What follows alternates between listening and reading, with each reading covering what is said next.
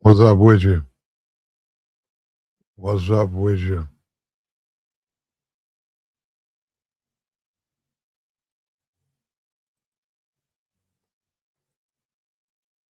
What's up with you?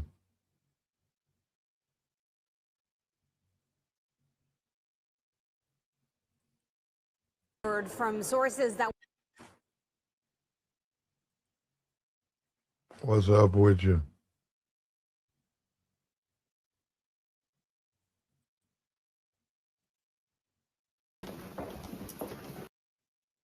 What's up with you? Finally, bro. Finally, they're starting to stand up to Trump. They're starting to stand up to Trump. They're calling him out. Something's happening, brother. Something happening. They're calling him out, man. It's in a rare moment. In a rare moment, Senator stood up to Trump. He didn't let him bully him. He didn't back down. He called him out in front of the others. He didn't let him run that game that their Republicans they had. He didn't run on that. He said, you're hurting the American people, and I'm not going to sit up here and let you do it. We're not sacrificial. We're not here to be sacrificed for you.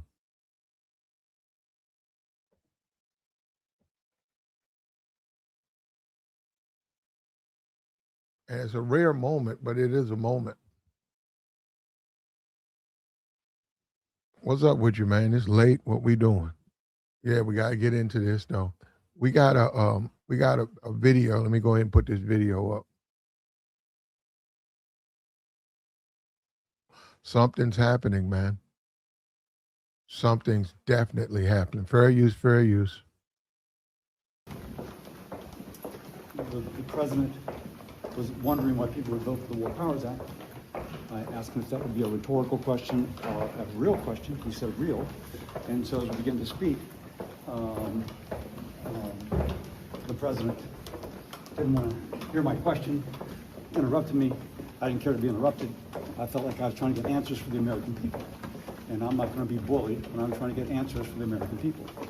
And so, so it escalated from there. At some point, it de-escalated. We're told the president called you a lunatic? Can I imagine that the president called me things that would be said on a playground? Yeah, I can imagine that. Does it bother you that he went after Leader McConnell, who wasn't here to defend himself? If there's somebody I know who's got thick skin, it's Leader McConnell. And I mean, do you believe that this is the way the president should be conducting himself in a meeting with colleagues? I'll let the president's actions speak for themselves. Did you refer to him? We're hearing reports that you referred to him as brother at one point, and there was that sort of contentious. I don't think that's really important to the story. I don't. And I mean, I'm sure I know the answer to this, but you don't regret at all your vote for the War Powers resolution yesterday. No. As I said, and I've said before, that once I start getting answers, I can change my vote. But I feel like this. Hey, finally, he stood up to Trump, man. Trump tried to bully him, and he didn't back down. He stayed up with Trump. They were in a meeting, and Trump did his usual. He tried to bully these senators, and this guy stood up to Trump. He told him, "You don't get to bully me." And he told him, I represent the American people. I'm going to stand up for the American people. I don't care what you say. I don't care what you think. And he did it in front of the other GOP. And I'm telling you, something's starting to happen. Something is starting to happen. Whatever hold Trump has had on the American people, he's losing that. He's losing his hold. And these senators are trying him. They're trying him now. They're telling him, no, you can't come in here and just make up things and we're supposed to just listen blindly to you. I represent a constituency, and the gas prices, the food price, and the inflation, we need to talk about it. And Trump had to take it, and he stood up into Trump's face. And this is people are being surprised. People are being surprised. And this is the senator right here out of Louisiana. The president was wondering why people would vote for the War Powers Act. I asked him if that would be a rhetorical question or a real question. He said real. And so as we begin to speak, the president didn't want to hear my question, interrupted me. I didn't care to be interrupted. I felt like I was trying to get answers for the American people. You heard that? He didn't care to be interrupted. He said he was fighting for answers. They're standing up to Trump, man. We're starting to see it. Things are changing for him. He's afraid of midterms. He's afraid of being impeached. And these guys are just not letting him bully them anymore. They're standing up to Trump. Something's happening. You can see Benjamin Netanyahu. He's surprised. He's surprised because he's thinking Trump's telling him he's got, he controls the government. He can do anything he wants. And he's watching these guys call him out. They're challenging him. They're causing the other people to doubt him. And the more one or two stands up, the more the rest are going to stand up. The whole thing about the pool, the reflective pool, they're showing that pool was underfunded to begin with. It was bad job to begin with. They got the cameras, he's got the National Guard out there. He tried to lie his way on that. That was proved. Those are lies. Those are lies. Do we see with the Iranian war? The memorandum of understanding, those are concessions. Those are concessions to Iran. People are wanting to know what's going on. $300 billion being given back to the Iranian government. $300 billion. They get to charge people in the Strait still not open. Bad negotiations, mistakes. Senators are starting to wake up and they're calling him out. They're calling this guy out. About damn time, yeah. The president was wondering why people would vote for the War Powers Act. I asked him if that would be a rhetorical question or a real question. He said real. And so as we begin to speak, the president didn't want to hear my question, interrupted me. I didn't care to be interrupted. I felt like I was trying to get answers for the American people. You heard that? I didn't care to be interrupted, and I felt like I'm answering. I'm fighting for the American people. He called Trump out on his BS. He called him out, and the other senators saw that. You got to remember, this is a room full of men. In a room full of men, Trump backed down. Trump backed down in a room full of men. Questions arise in the minds of the other senators. Why are we letting him disrespect us? He's nothing to fear. He's nothing to fear. He got called out by, Bill Cassidy called his ass out. Called him out. Netanyahu saying, I'm going to continue the war. Trump is being exposed. We saw Trump doing the press conference. They said Netanyahu said he's going to continue in Lebanon. And Trump was all these assurances and he's a good negotiator. Netanyahu said, I don't care what you think. You don't run Iran. You don't run Israel. We're going to continue doing what we're doing. And Trump said, well, I can't get my peace. Well, then you won't get it. Then you won't get it, Trump. The pressure is mounting up. Senators are calling him out. Senators are calling him out. He's losing his power.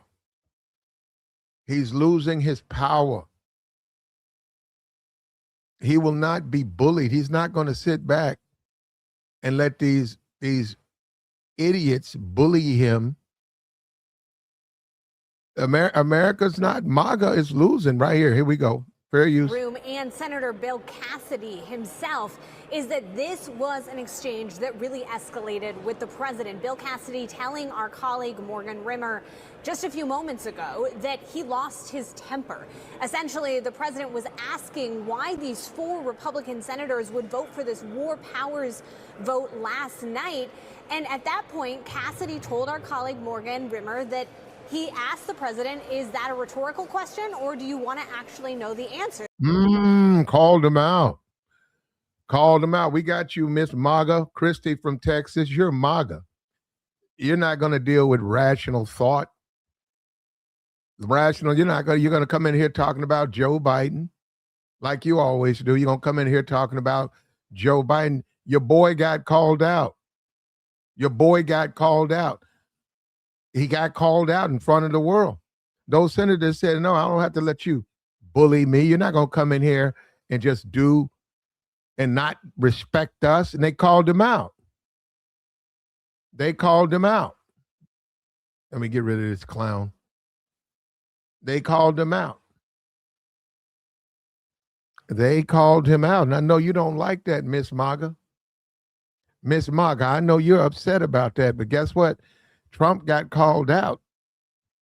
More disrespect is going to come. The GOP is waking up. You don't even need that many. All they need is 15. If they can get about 15 Republicans to join with the Democrats, Trump is stopped. Trump will be stopped. Everything he's trying to do, he won't have the votes. And this is the Senate.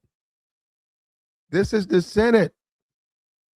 He can't control the Senate. He can't continue this, whatever he calls it, MAGA movement. He can't continue. Guys are calling out Trump now. They're calling him out. They're not accepting this. They're saying, hey, the American people have a right to have affordable gas prices, affordable food. Inflation is low. They have rights. Treat America with rights. Treat us with respect. Something's happening. Something's happening. Benjamin Netanyahu is looking around saying, I can't believe this. These guys are standing up. I thought you were the tough guy, Trump. Trump, I thought you was the boss. Thought you were the boss. And all these other guys were your underlings. They had to listen to the boss. You were the godfather. Don't look like a godfather. Guy in your face. Guy called you out. You don't look like a godfather, Trump. They're calling you out. And Benjamin is showing you he don't have to listen to you either. He's continuing the war.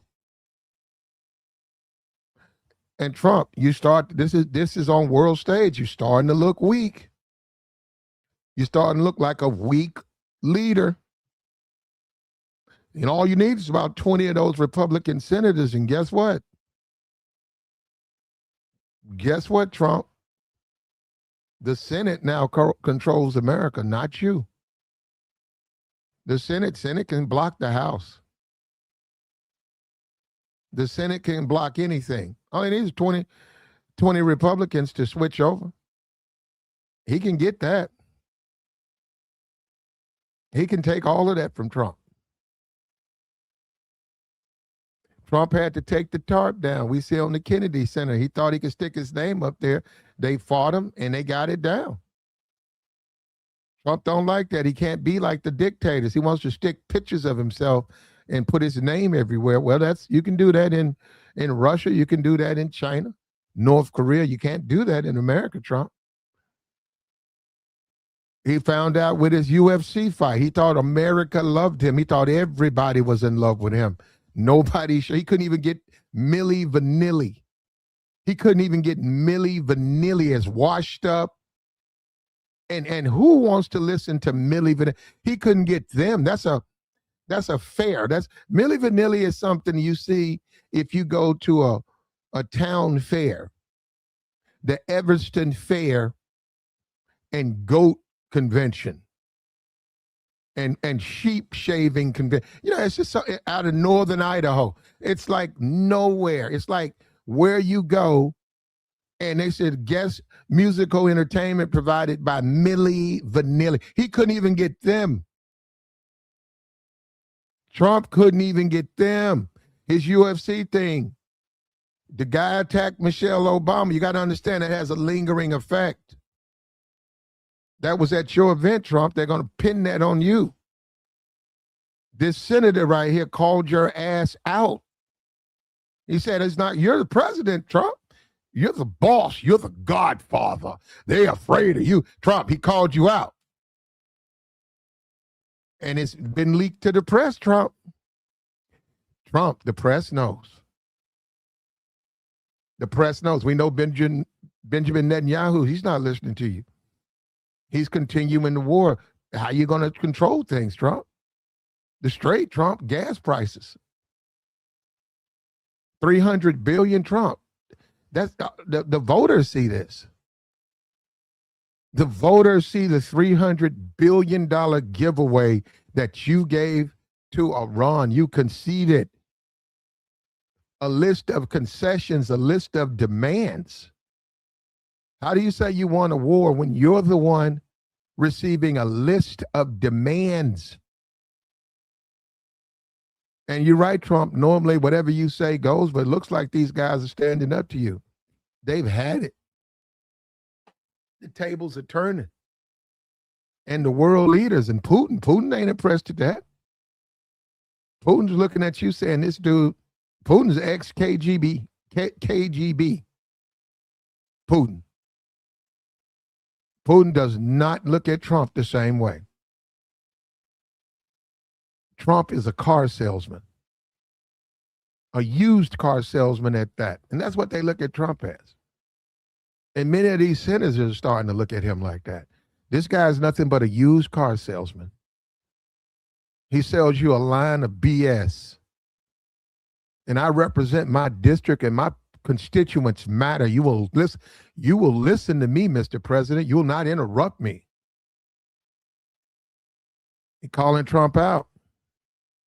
Trump's looking like an old fool now, an old fool. Here we go.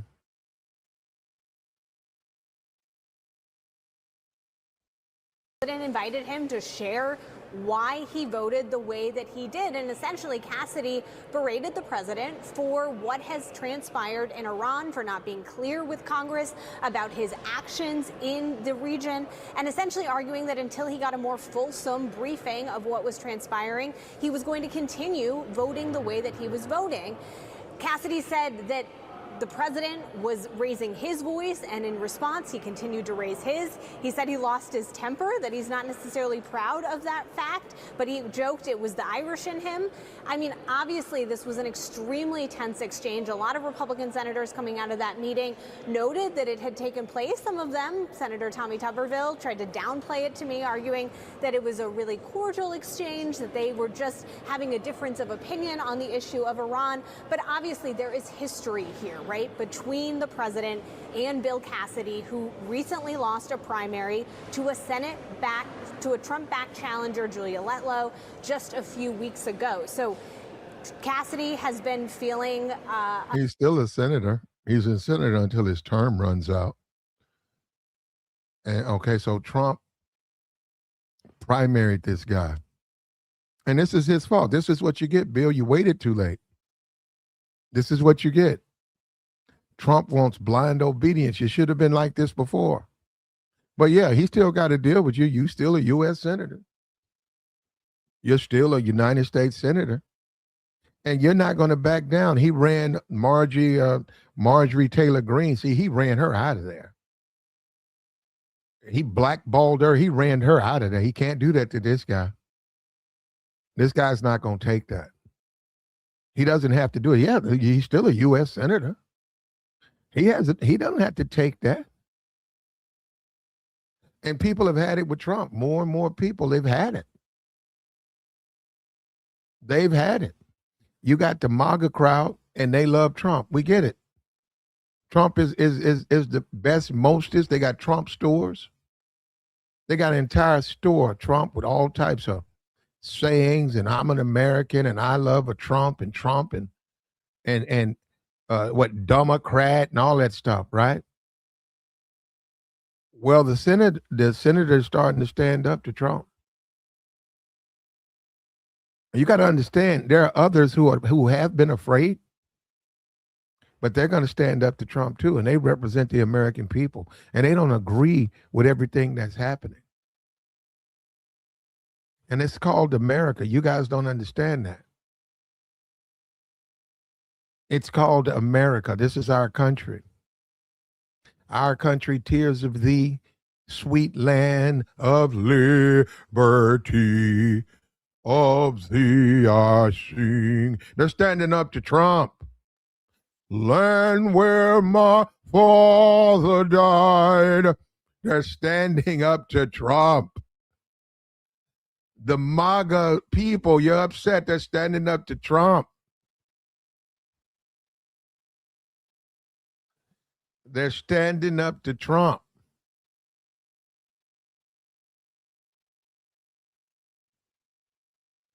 And it's about time. He told Trump to shut up. He told Trump, you can't bully me. Called Trump out. They're calling this guy out. He's not the hero that you think he is. He's not the hero that you think he is. And this is all they have. You look at the chat, all they have is insults. Instead of talking about the issue, Trump failing, not being the leader that the country needs. Here comes the insults. What's up with your original?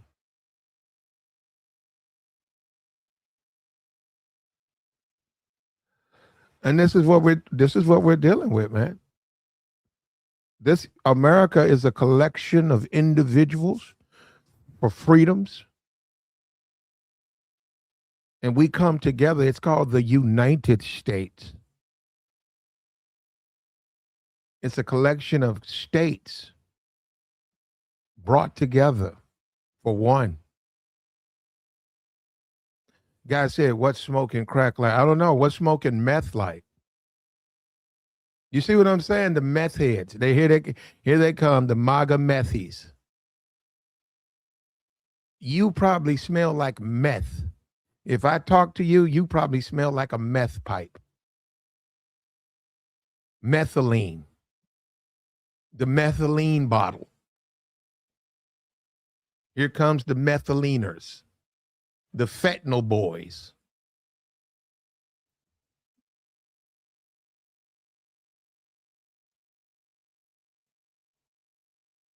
It's crazy, man, when you think about it.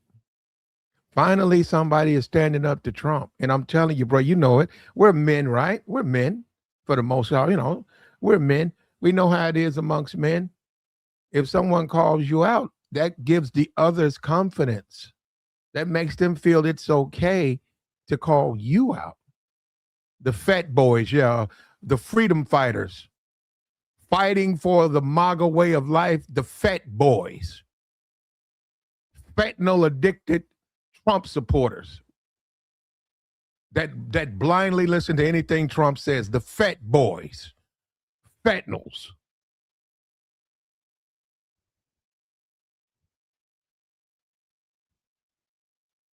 And this is the country we live in. This is the country we share. I'm telling you, this is not going to look good to Benjamin Netanyahu. This doesn't look tough. The world is looking at this. Putin's looking at this. And this guy called Trump out on his ass. He called him out. And Trump couldn't bully this guy. This guy stayed down.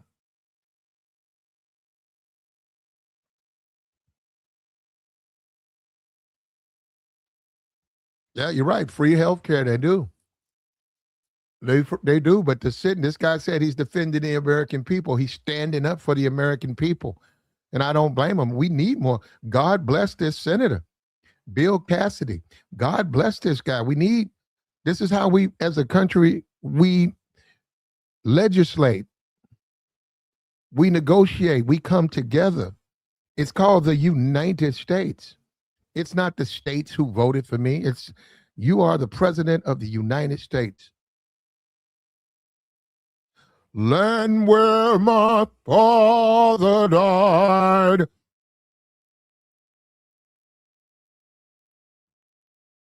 Of thee I sing.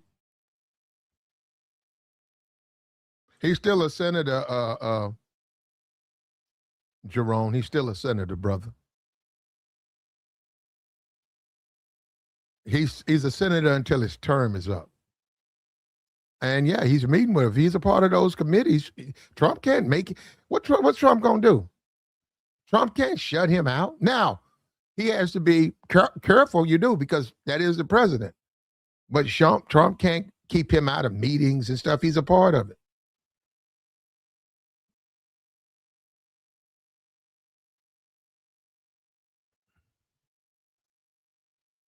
He didn't pass. He said support passing the Save American Act. Cassidy is a bum.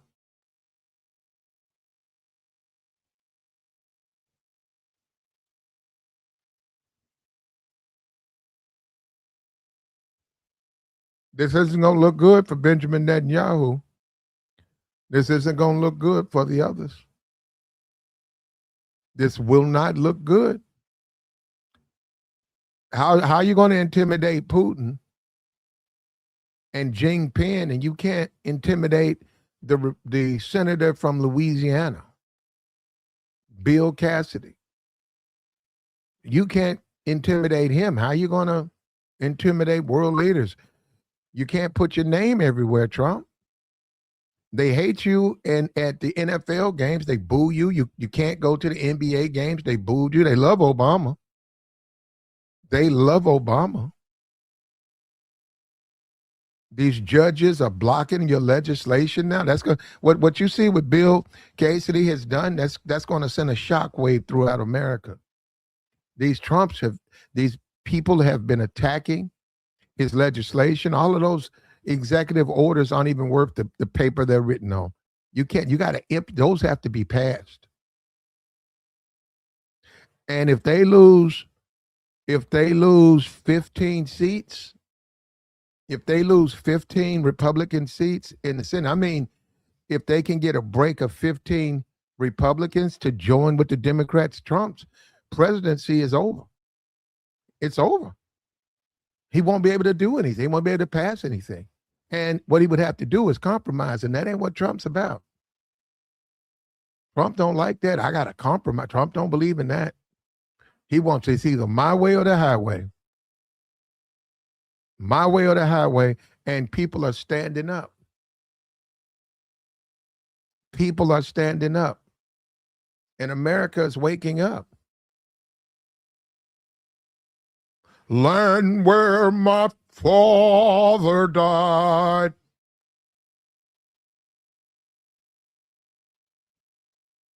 People are standing up, man. I'm feeling it, man, already.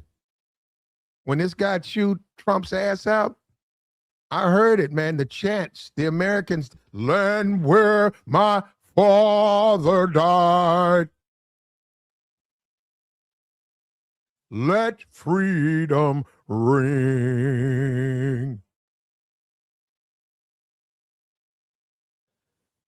Netanyahu, they're upset about the war, man. They didn't vote for that. They don't want a war.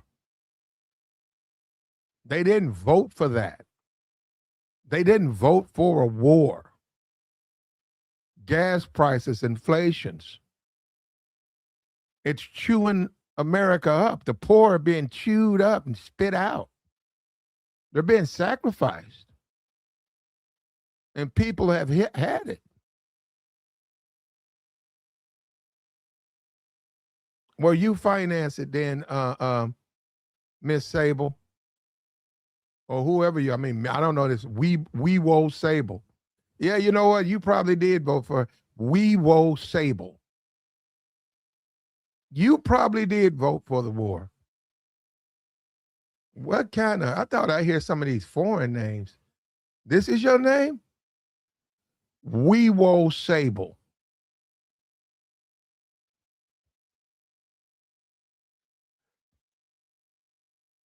That's something else there, bro. Look at it now. Now all of a sudden, Bill Cassidy, he's not a Democrat. I mean, he's not a Republican now. He's a Democrat. He's a liberal. Bill Cassidy's a liberal. He's a liberal. Man, ain't no damn liberal. The they be tripping with that, man. The Republicans, if you don't vote for everything or just stay like down, immediately you're a liberal. You're a liberal. There's nothing liberal about that, man.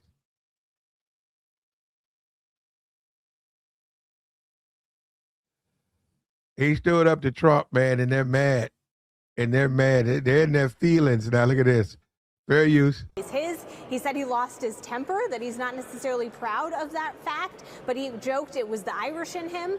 I mean, obviously, this was an extremely tense exchange. A lot of Republican senators coming out of that meeting noted that it had taken place. Some of them, Senator Tommy Tuberville, tried to downplay it to me, arguing that it was a really cordial exchange, that they were just having a difference of opinion on the issue of Iran. But obviously, there is history here, right, between the president and Bill Cassidy, who recently lost a primary to a Trump-backed challenger, Julia Letlow, just a few weeks ago. So Cassidy has been feeling untethered to the president, doesn't feel like he needs to continue walking in lockstep, and obviously that was something that transpired during. Untethered. Untethered. And I can already feel the energy returning back to the country, man. The country that I know.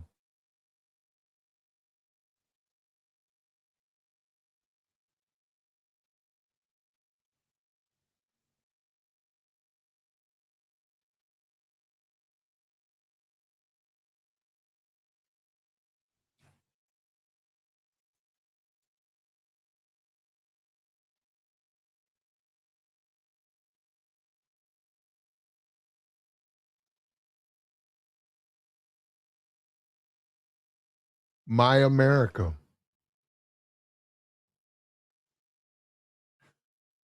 My America, sweet land of liberty, of thee I sing. They're standing up to Trump. They're standing up to Trump. They see they don't have to accept the disrespect. And already we're starting to see. And I'm not going to be bullied when I'm trying to get answers from the American people. And so, interrupted me. I didn't care to be interrupted. I felt like I was trying to get answers from the American people. And I'm not going to be bullied when I'm trying to get answers from what is this thing? Here we go. Yeah, my country, sweet land of liberty, of thee I sing. I can feel it. It's in me now. This Republican senator stood up to Trump. He stood up to Trump.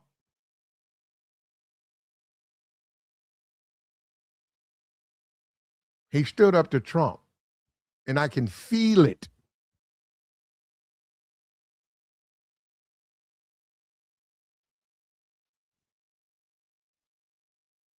Let freedom ring. Land where my fathers died. He stood up to Trump. He stood up to Trump, and it's long overdue. And every American can feel the pride burst as this senator stands up for the American people and shows Trump he will not let you bankrupt these people. They can't eat. They can't afford to take care of a family because of your gas prices, because of your worthless war.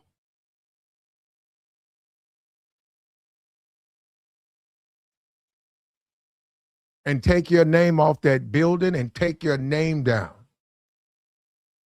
And that reflective pool is your fault. You did that.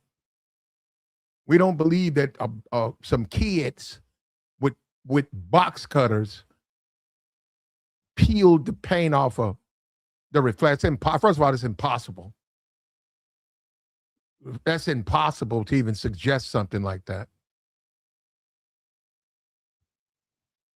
And someone needs to remind Trump, this is America. Sweet land of liberty. Land where my fathers died.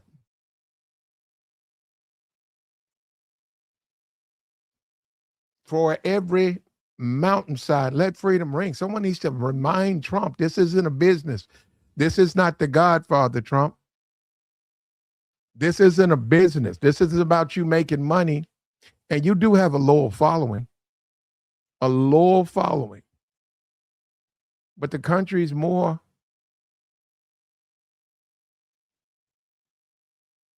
what is it, St. Louis? The fentanyl. The fat in Kentucky. Kentucky, it's ripe. They have a fentanyl addiction.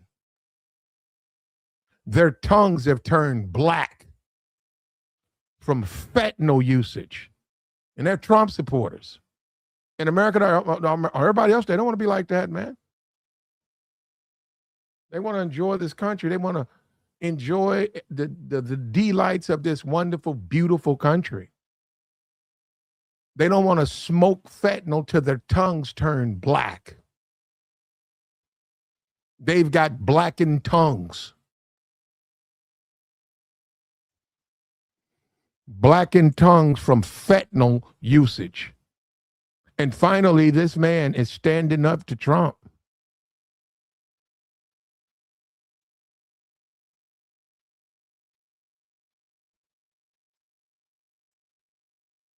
He said, you can cut paint with a blade. No, you can't. You can scratch paint, but you can't peel it up.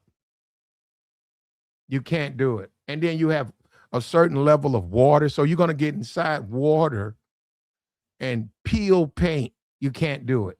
You know, you guys will believe anything, man. Yeah, why am I wasting my time? You're right. You're right. Why are you guys making excuses? Why don't you go and look at it and say it was a bad job? The job they did was wrong. There's a way to do it. I don't agree with, now, wait a minute. Guess what? We all agree on something.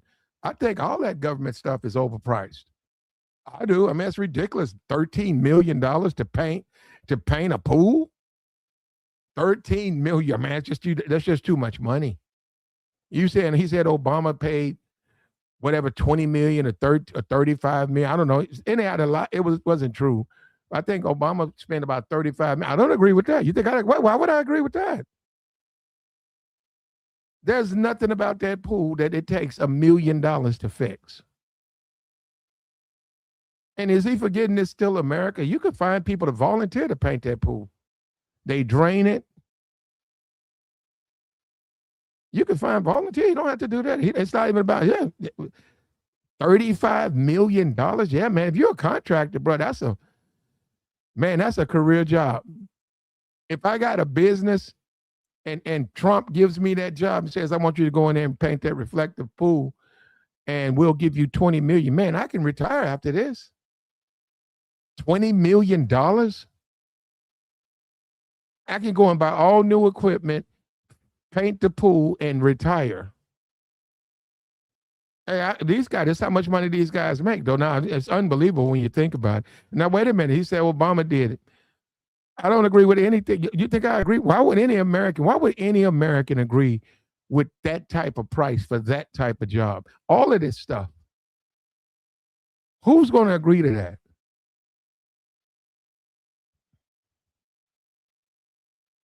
Trump had a meeting. Bill Cassidy stood up to him.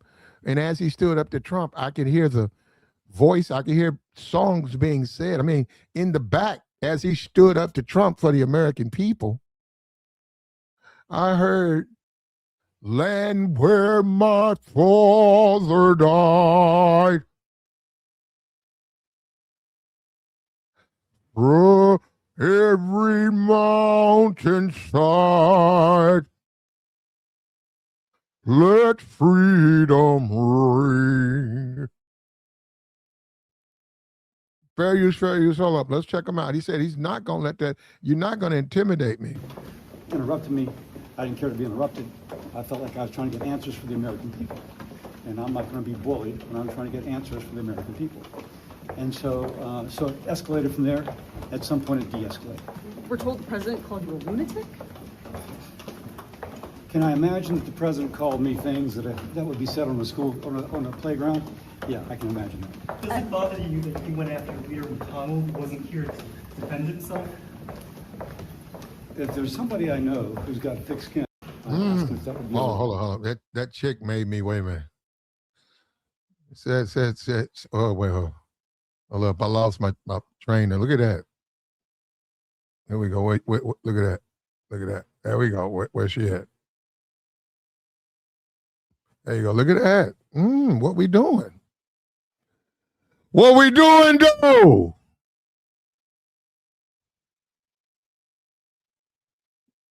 What we doing, though? The pretty reporter. What we doing?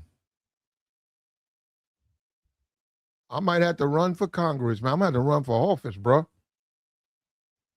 Well, anyhow, you say he's not going to let Trump bully him.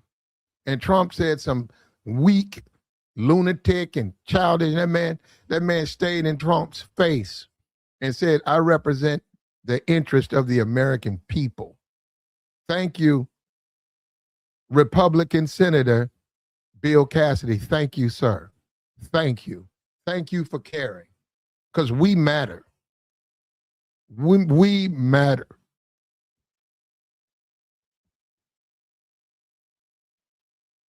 Who's got thick skin, it's Leader McConnell. And I mean, do you believe that this is the way the president should be conducting himself in a meeting with colleagues? I'll let the president's actions speak for themselves. Did you refer to him, we're hearing reports that you referred to him as brother at one point, and there was that sort of contentious. I don't think that's really important to the story. I don't. And I mean, I'm sure I know the answer to this, but you don't regret at all your vote for the War Powers resolution yesterday. You know, as I said, and I've said before, that once I start getting answers, I can change my vote. But I feel like there's answers that need to be given, and they've not been given. And that's important to the Senate. Where are we going? And it's important to the Senate. It's important to the American people. All right, guys. All I want is answers. Thanks. Thanks, sir. Thank you. They're standing up, man. They're standing up to Trump. Now, that's in the Republican Party right there. You see that? That's within the party. Well, you know, they only need about 20 defections. We're really about 10. If you could get 12 defections, he done lost all his power. He can't do any of the stuff he's doing now. He can't get anything through the Senate. He can't get it. And the House certainly don't have the votes to get it through the House. It's not going to get through the Senate. And that's the country we live in. We legislate, we negotiate, we accept that other people, they have needs in their interest. It's not one way. This isn't Russia. This isn't one way, my way, or nobody. I know, and Trump wants that bad, but now that's something that I do needs to be studied. I do. A billionaire, like, bro, you in your 80s, you're a billionaire. Don't you want to spend every waking moment taking in your life with your grandkids and just loving and living life? You want to be president and get disrespected by Vladimir Putin, because that's what he's doing, and get disrespected by Xi Jinping? You can see they couldn't wait for them to leave. Trump went inside that man's his folder. You think he hadn't seen that? Trump's a bad host, bruh. He put his hands inside that man's personals. He saw that. That man couldn't wait for Trump to leave. Xi Jinping came to America about 4 times and hung out with Obama. Not only Obama, but Michelle. He enjoyed his time with Obama. The only one he didn't like was Putin. But Xi Jinping, he came here. He took pictures. That's what I'm saying. They came and they visited Obama, not Putin, but they come and they visit Obama. They take pictures and they show these pictures to their children. They recognize Obama as a great president. They don't take pictures with Trump. They have dinner with Trump, and then they ask him to fucking leave. Now, you just had a Republican senator who showed you what he thinks about Trump. He just showed you what he thinks about Trump. He told Trump he was not going to bully me. He stood up for him. He stood up to him.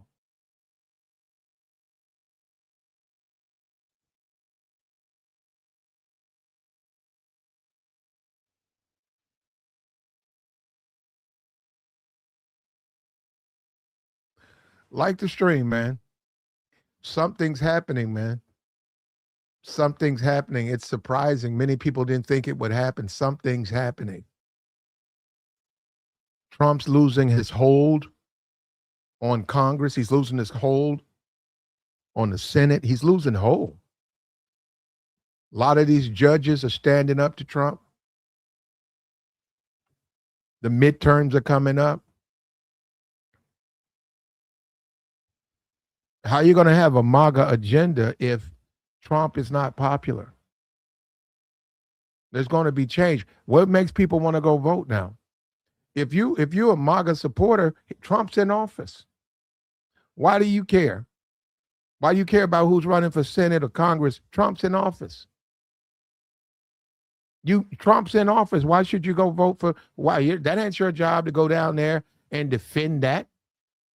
So you're going to see low voter turnout on the Republican side. You're probably going to see a sweep. You're going to see the Dem sweep, the House and Congress. You're going to see Trump get impeached.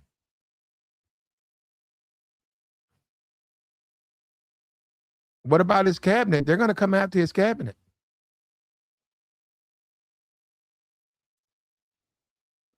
Learn where my father died.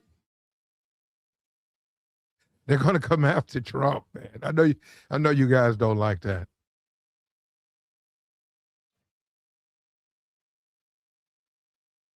And this war with Israel is ridiculous.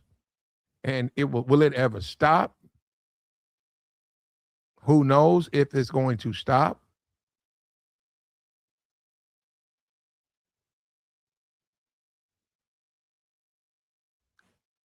Senator calls out Trump.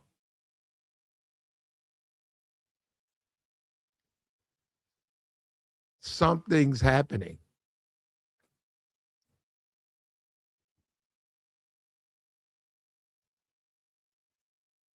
Something's happening. It's happening, man.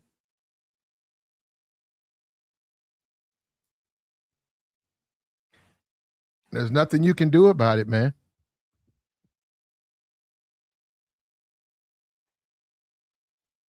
But this is the country that we chose. This is the country we live in. This is the Constitution. You have to pass legislation. And the people pick their leaders. The people pick their representatives. And they go to Congress. And they legislate bills. And they pass bills. And you got a U.S. Senate. But the president, you can keep him in check. This is strange. People don't realize this. The Mike Johnson, the Congress, everybody blindly supporting Trump. That's not the norm. And all of the executive order stuff, you got to pass that. He can have all the press conferences he wants. That stuff's not legislation. English is the official language of you can write an executive order, but you got to pass that. And this is where I agree with MAGA. I agree with you. All of this immigration and people here like Nicki Minaj. I agree with you. Nicki Minaj is a illegal immigrant and she's overstayed her visa. I agree with you. I'm with you. Let's get people like Nicki Minaj out of here. She doesn't deserve to be here. I agree with you, MAGA. And I think that's the biggest problem with this stuff. MAGA thinks that some kind of way people disagree with everything. No, they don't. I agree with you. What is she doing here? What, you tell me what she does. She's here with an inflated fake ass.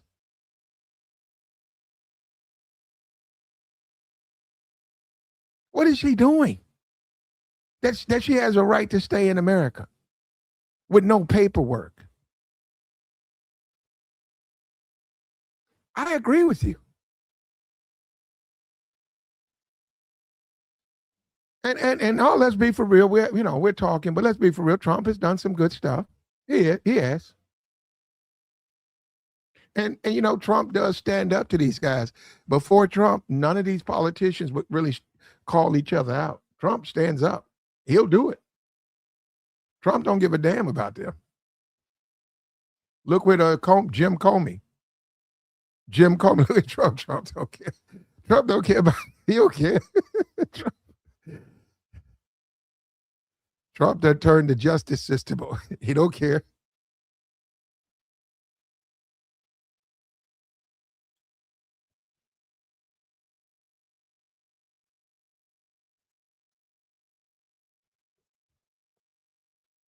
Like the stream, brother. Benjamin Netanyahu can't believe it. Trump's supposed to be the godfather. You're the tough guy. I'm the godfather.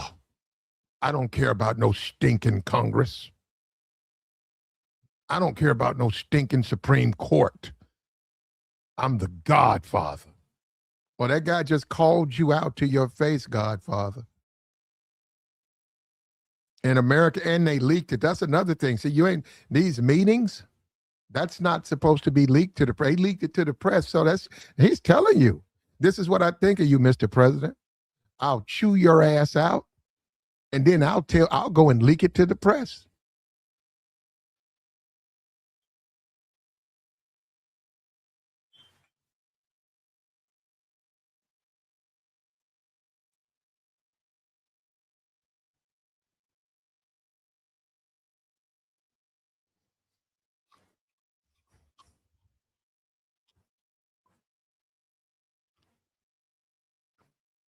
Well, you're going to need some workers. He said Cuba next, then Greenland. What are we going to do with all that?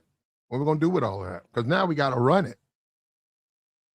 I think we'll have a lot of trouble with Cuba, but Greenland possibly. Cuba is very radical. You literally talking about, when you say we taking over Cuba, you literally talking about taking over like Iraq or Iran. They're radical. They have a history of radical. They're radical society. Cuba, you got a lot. You know what? You better take over Miami, because you would have problems with Miami. If Trump went into Cuba, you're gonna have you'll have what do they call it? I don't know. I forgot. You'll have problems in Miami. Miami has a heavy Cuban population. He better be careful. He better be careful. It better not be nobody. He better do it like he did Venezuela. Because if there's any type of fighting, bro, do you know how many Cubans are in Miami? That's their family members. You think they're going to be cool with that? Their relatives are there.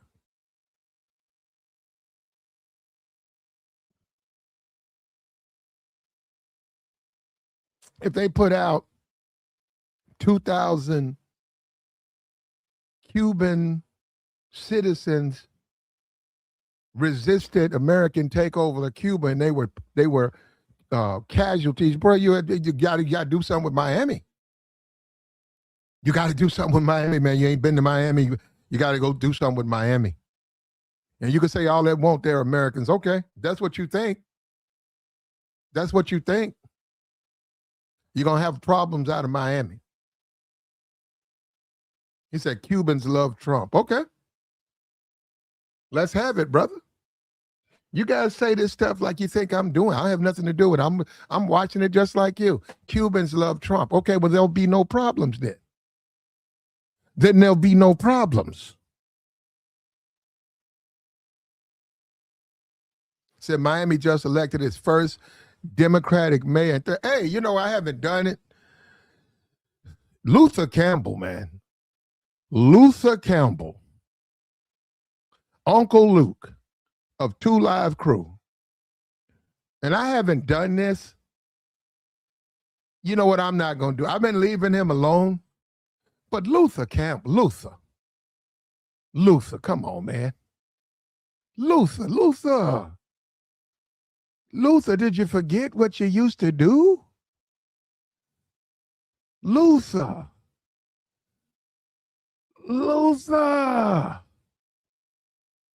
Bro, we lose. You know what? I ain't got, you know, they can elect who they want to, but I can't believe, you know, hey man, we used to look at these, I guess it's Trump. We used to look at a senator and a Republican. Those were not just anybody. Those were the person who ran for senator, quarterback of the football team, graduated in the top of his class in college, led the college to a national championship, married guy, 2 kids. That's a senator, that's a congressman. Luther Campbell? Bro, you know what I'm saying? It's a different, but I got it. Trump did it. So I got you on that, Luther. But man, woo! Not to mention, Luther, you can't really talk well. But why would that matter though, huh? Why would that matter?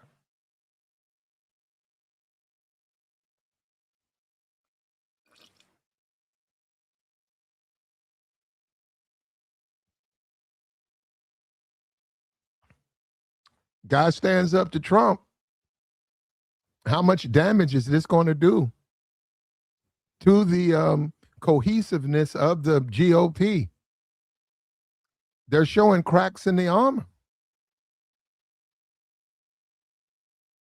And you're about to have people, what we say August, I say what? After August, you're going to start having all these senators and Congress people, and they're running in midterms, and they're going to be bringing up Trump. And you're going to have all of these defections, people like Cassidy, who are going to come out and probably endorse Democrats and use his influence to get Democrats elected. I do get it. He said he's a rhino. I get it. But you guys call anyone who doesn't accept, you know, this is called America, man. Did you ever think about that? It is, the country's about coming together, and it's the United States. You guys call anyone who disagrees with Trump a rhino. And many people say Trump's not even a Republican. And look at Mike Pence. Remember this? Mike Pence, he ran for president as a Republican. He was a vice president Republican. Yet some kind of way, because he disagreed with January 6th, which was actually illegal,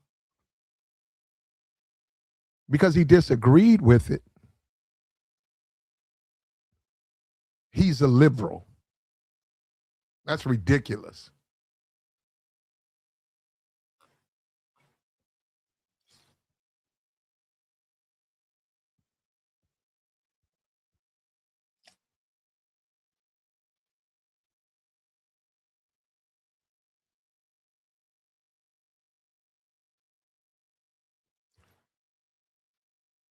Like the stream, brother. Support the platform, man. It's late night. What do you think this is going to do to Fox News? They say Fox News is turning on. They say he's having more and more. They're doing less butt kissing, and they're interrupting him now. They're challenging him on his statements. Fox News is starting to change.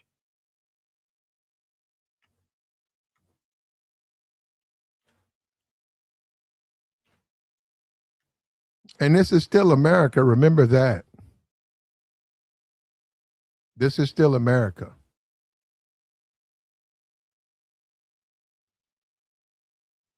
This is still the American society.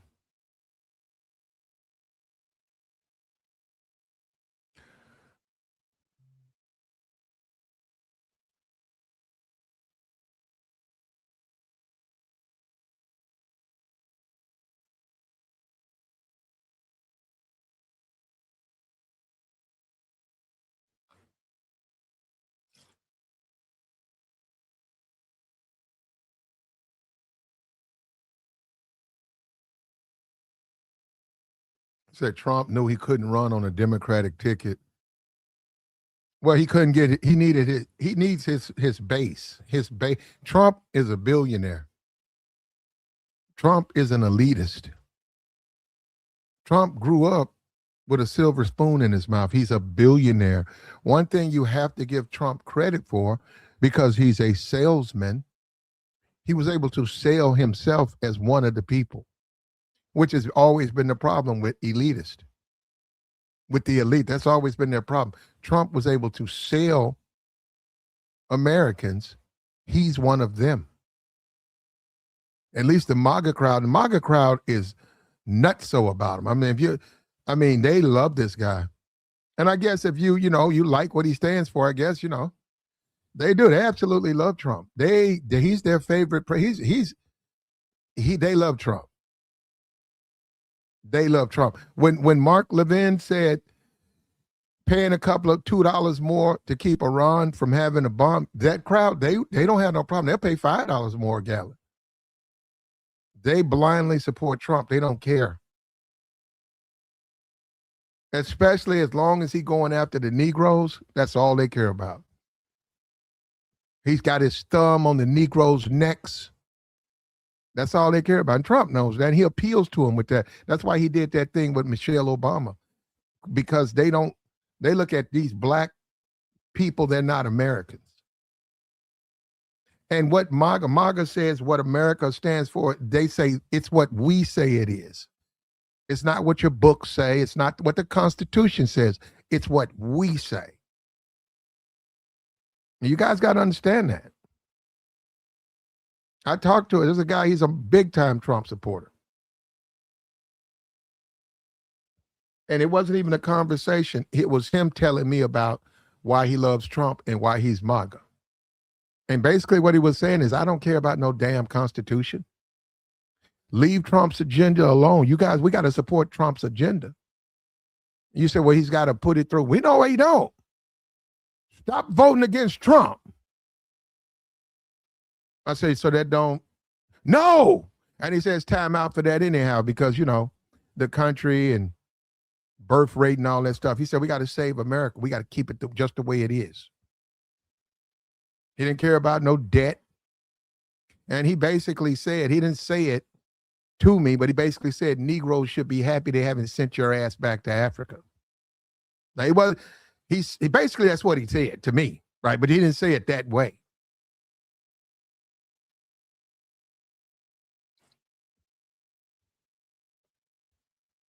So there you go. Like the stream. Hey, brother, will you please get out of here with this BS? You don't like Israel. Okay, brother. God damn. How many comments you going to put in here about that?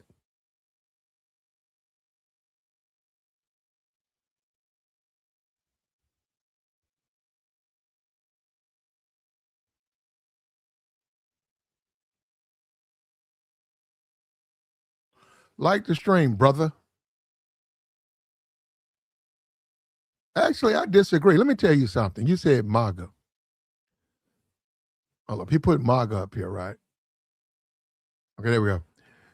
He said MAGA will be remembered like the KKK and Confederate. Well, they are now. No. Forget the KKK.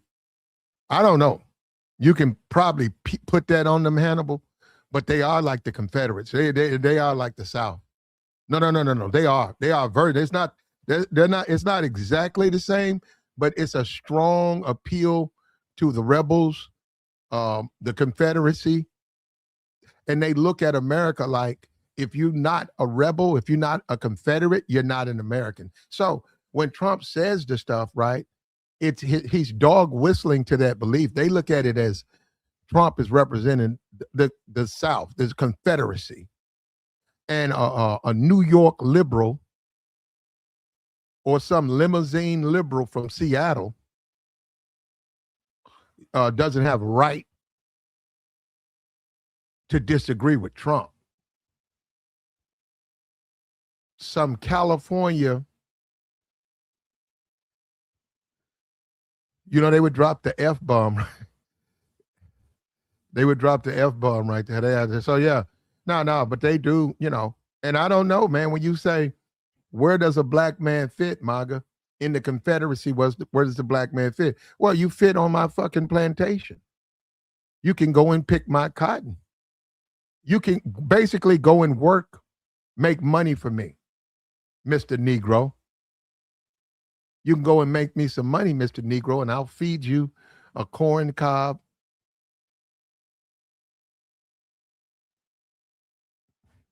Yeah, and it's I guess it comes down to what you want, what you believe in.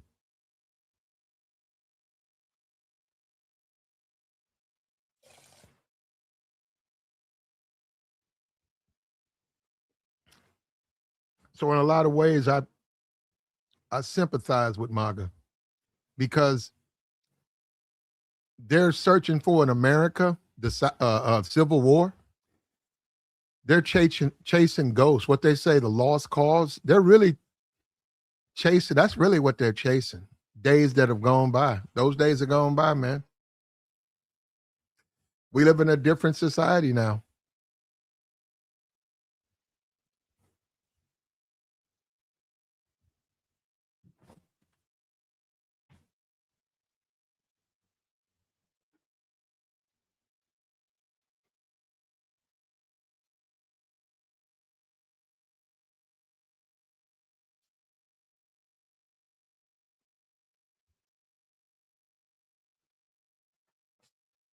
We live in a different world now, man. The past is the past. Now you got Netanyahu, and he's changing things. Benjamin Netanyahu is changing the way things are.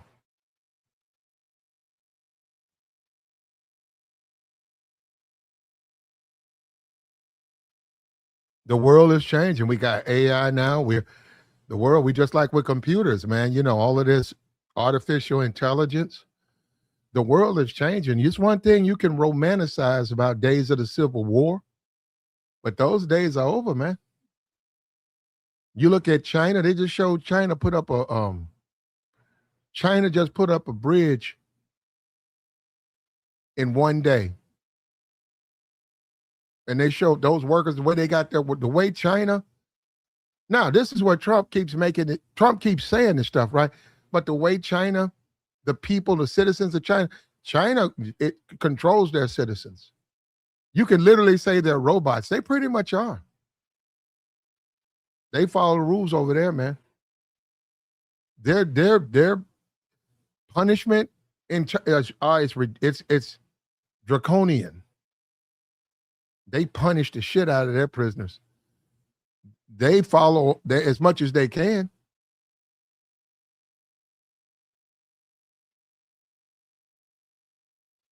Was it Yao Ming played in the NBA? Yao Ming played, and he got an allowance from the country of China. He was allowed. He got an allowance. And he lived where they allowed him to live. But all his money, when he negotiated his contract, say Yao Ming negotiates a $40 million 5-year deal. That money is deposited in the People's Republic of China. That's how they do. They don't, that individual stuff, that goes to them.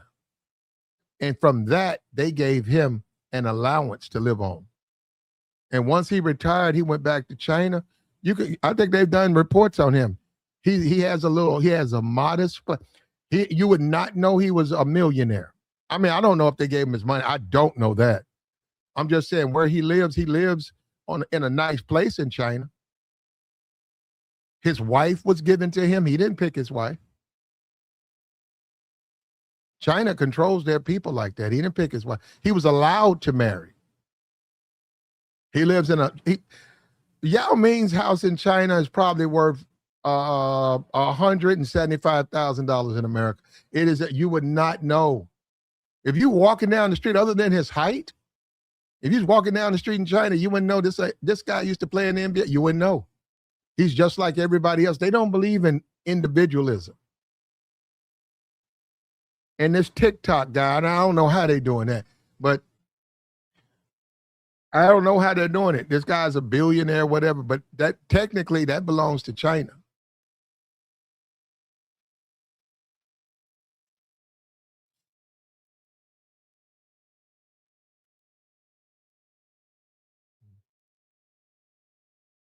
He said, I was wondering how long till you, bro, you, Miss Esther, or whoever you are, have you been reading the chat?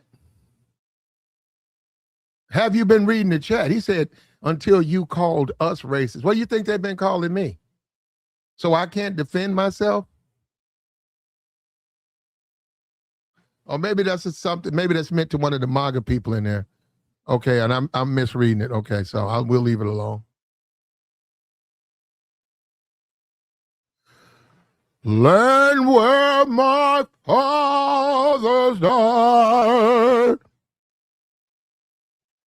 Senator stands up to Trump. United States Senator stands up to Donald Trump, calls him out. Not only did he stand up behind closed doors, he leaked it. The press, he gave it to the press. It's all over the place now. It's on Fox, all of that. He's standing up for the American people.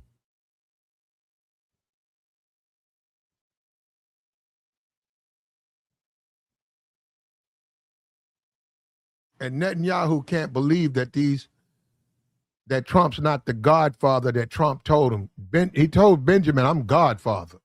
I run the country like I'm the boss.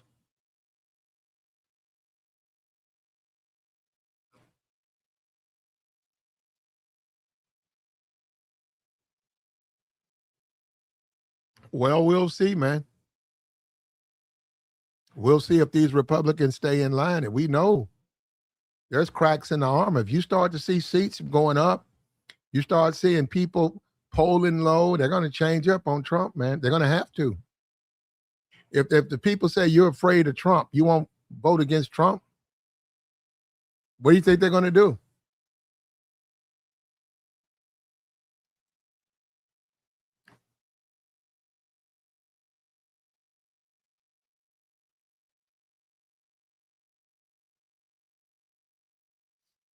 And this is what I'm talking about. This guy, this is probably some MAGA meathead. They're just a MAGA meathead. Listen to what he says. The KKK has been congressionally recognized as a militant wing of the Democratic Party. Well, the party switched, brother. The party, you probably are right about that. They did come, the Klan came from them, but the parties switched. The parties switched. Are you forgetting that part? With the civil rights. Dixiecrats. I wish I was in Dixie.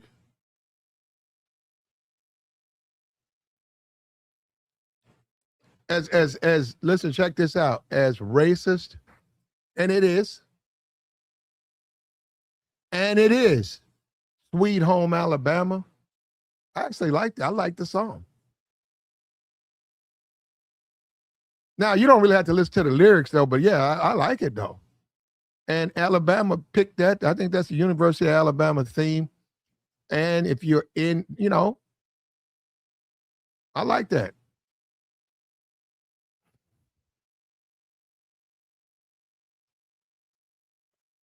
If you out in the South, and you got those flat lands and you got those horses and you're having a beer, nice cold beer, and someone puts on that Sweet Home Alabama. I like that shit. I like that song. So I'm sorry on that, man. You gotta give me a pass on that. I like it. I like it. I don't care what other people. I don't care. I like it, and that has happened to me. And I've been having me a beer and a cheeseburger and Sweet Home Alabama. I like it. I looked around. Everybody liked it. It's got that nice. It's just whoever. I mean, Leonard Skinner. Ain't that something? Whatever. I don't even know what that means. Leonard Skinner. That sounds like a MAGA supporter. What's your name, sir? Leonard Skinner. Where you from? The sticks of Alabama. Okay. Okay. Can you read or write? No, sir. All I do is pluck this guitar.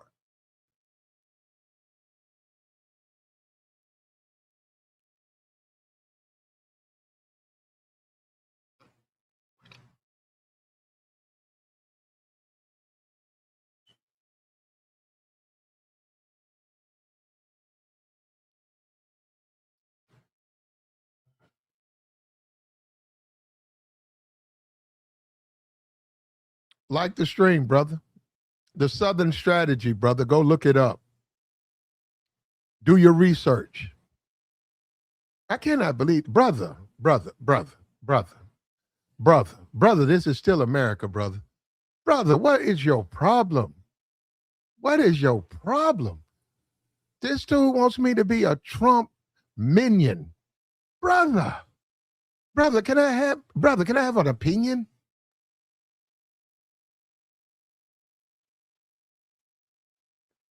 Bill Cassidy. What is he?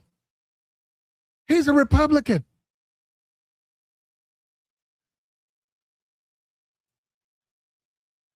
He's a damn Republican. He disagreed with Trump. And he stood up to this bully. And I felt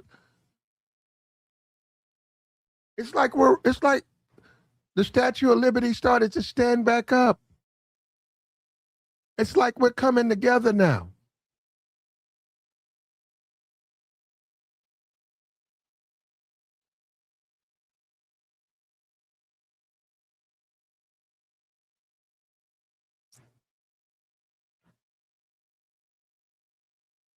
And Netanyahu, bro, they're going to have to deal. Him and Trump on the phone.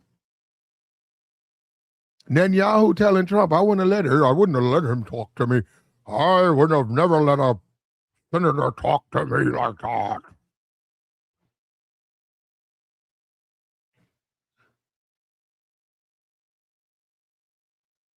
And Bill, whoever you are, Bill, I never heard of you before today, Bill. Bill, you did it.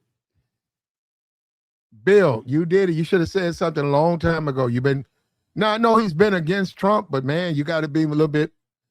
Trump primaried him. Now remember, those are his voters. So Trump saying, bro, I got more support in your own district than you do. Tread lightly disagreeing with me. And look, it worked. Trump primaried him and got his own. Now, Bill, the way you do that, you got to sink the ship now, Bill, you got to sink the ship. Got to sink the ship now. You got to support the Democratic challenger now in that district. I know that's going to blackball you with the Republicans, but that's what you got to do, Bill. You cannot sit back and say, I'm a Republican and put your tail between your legs and do out your term. You can't, you're going to have to support the Democrat. You don't have to, Trump left you no choice. But hats off to you, Bill. You stood up to Trump, and it's long overdue. Hats off to you, Bill.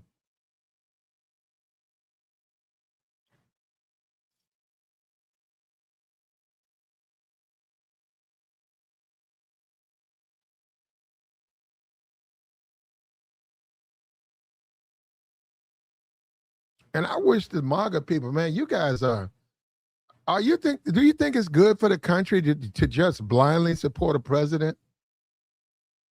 Now, wait a minute. Somebody said, the Democrat, bruh, this is what I'm saying. Once again, you guys don't listen. Bruh, I don't agree with that stuff they're doing. I do not. I don't care. I do not agree with pronoun. What the fuck? Grown ass men teaching kids. I don't agree with that. You guys got to give people, give your fellow American a fucking break and stop assuming that they disagree with everything Trump is doing. Trump got these people, he got them brainwashed. I'm not for that. And the Democrats are finished, and I'm looking at Obama. The Democrats finished, man. Men and women sports, dudes don't want to, why would I want to see some shit like that? Why would I want to see a dude who can't compete with the guys running with the girls? And then he's beating them and all of that and setting records. And having a 3-hour conversation about what is a woman. I know what a woman is. Biology tells me so, bro. I know what a woman is. I like what a woman is. What that woman, hey, pretty woman. Hold up. You got this pretty woman right here. Hold up. Look at this right here. Look at this little pretty thing. Whoever this is, I don't know. She out here being a journalist. She better be glad I wasn't out there. Look at that. Look at this. Look at this little college girl. Look at that. Look at that little pretty thing right there. You out your motherfucking mind. I know what a woman is, bro. Look at that. Y'all out y'all marbles, bro. See, this is where MAGA, you go too far, but MAGA, I'm with you on that. I know what a woman is. I know what it is. I don't need to have no conversation about it. I know what it is. And they doing exactly what they're supposed to do. Trump the Democrats, that's Obama and all that other stuff. Obama, I don't want to know about no pronouns, man. Because I don't want to.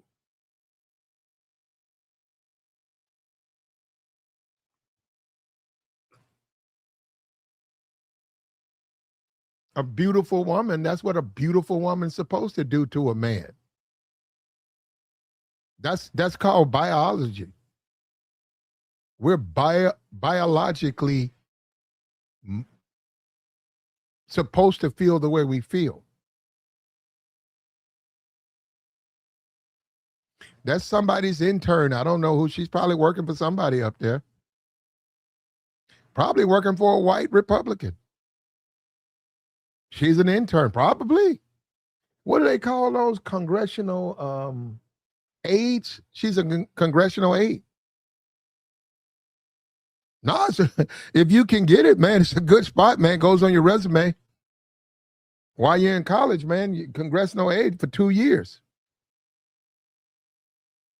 Supreme Court, all of them have their own office and they have their own staff. And we talked about that this morning. Men like beautiful women, so they tend to slant their, and you can say it's wrong, okay. So she is another Monica.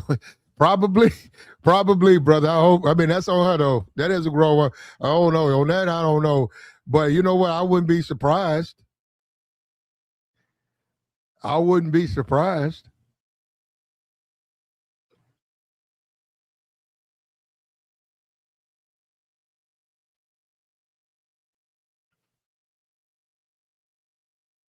Like the stream, man. Support the platform. We got the join link posted, man. We want to put this out to catch up.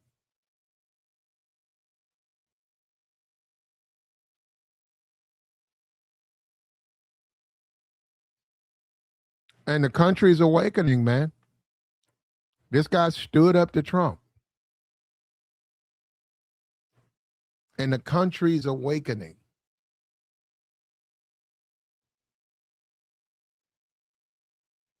And the Democrats, I don't know what they're going to do.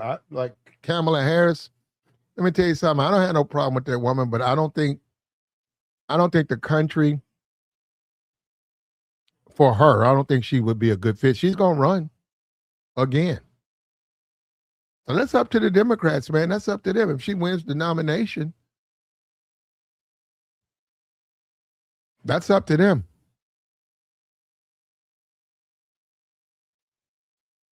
I like the guy in Philly. Is that Philly? Yeah, Pennsylvania. No, Pencil. Is it? Yeah, Pencil. No. Was it Shapiro? What's his name? I like him. I like Shapiro, the guy, Philadelphia, I think, one of them. I like him. I think America likes him. I think that there's not a Republican who can beat him. He's young, which they're tired of these 80-year-old presidents. He's a young guy. He's a breath of fresh air. And he's not beholden to the Democratic Party like that.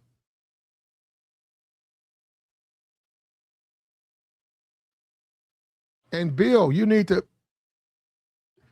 be the vice president. I'd see, what's this guy from? Let me go. What's his name? Is it Josh Shapiro?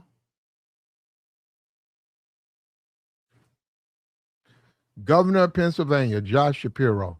Right now, the Democratic ticket should be Josh Shapiro and Bill Cassidy. Josh Shapiro, Bill Cassidy ticket. Josh for president, the vice president, Bill Cassidy. Bring the country together. Bring the country together. And we need that, man. We're still America, man. Come on. We don't all run around and with big trucks and go mudding and drink beer and listen to Sweet Home Alabama. We don't all do that. And fly our rebel flags, our Confederate flags. Not all of us, man. That's what I'm saying. We got to do something to bring the country together, man. We got to come together and shoot off our guns.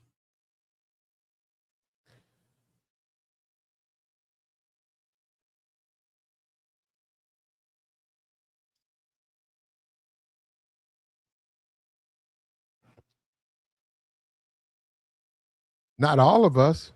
Cassidy. Ain't that the Cassidy? That's the Partridge Family, right? That's the Partridge Family. That was the original group is the Cassidys, right? The Partridge Family.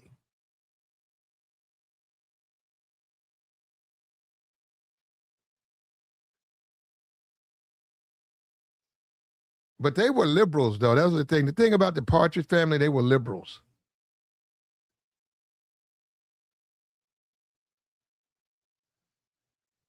But once again, like I said, we live in a different America. You guys growing up, you guys are living in an America that a lot of people don't know. I mean, it's sad that this America you live in,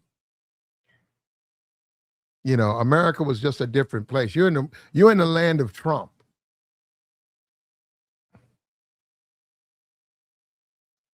You are in the land of Donald Trump. Like the stream, man. Support the platform. Hit the Cash App. Support the platform. Bill Cassidy showed up. Look at this guy. You disrespectful, brother. Brother, you know what? Whoever you are, NASCAR fan, you disrespectful.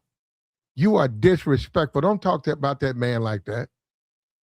This man is protecting the American people. Don't do that. When you do that, man, you brown-nosed Trump, bro, and that ain't manly. Trump's a grown-ass man. If another man wants to call his ass out, let him. God damn. When you do this shit, you brown-nosing this. Why you brown-nosing Trump?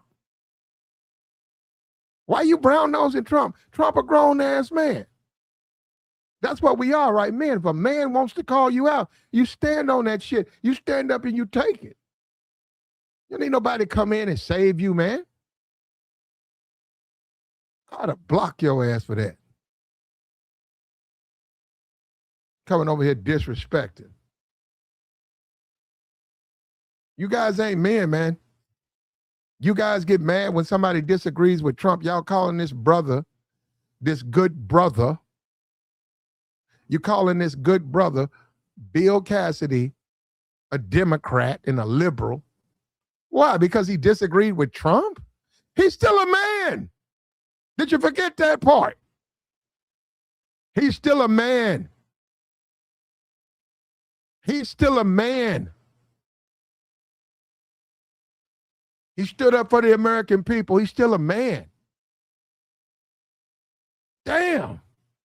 See, these guys just want to flop around, ride around in their four-wheelers, drink Budweisers and post up their Confederate flags and play their Sweet Home Alabama.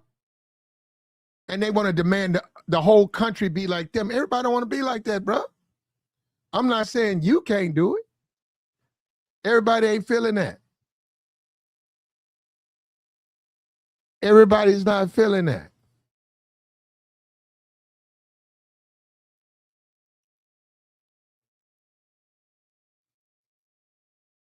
Yeah, look, this brother right here, CMC, says he ain't feeling that. Everybody ain't feeling that, man.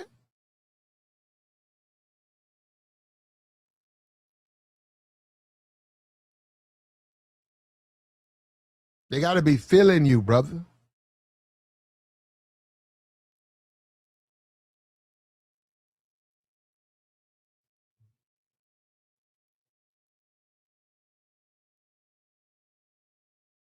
I need to run for Congress, bro. All those young, beautiful women, college girls running around there. Mr. Senator, Mr. Senator. Where you at, Bill? Bill Clinton, where you at, though? Hey, Bill, I feel you. I feel you, Bill. I feel you, Bill. I feel you. I feel you, Bill. I feel you.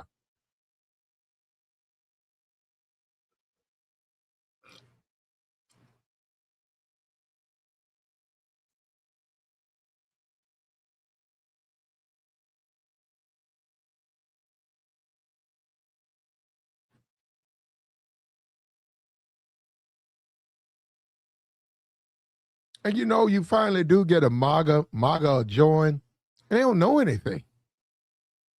They don't know anything. All they know is Republican talking point, Trump, MAGA talking point.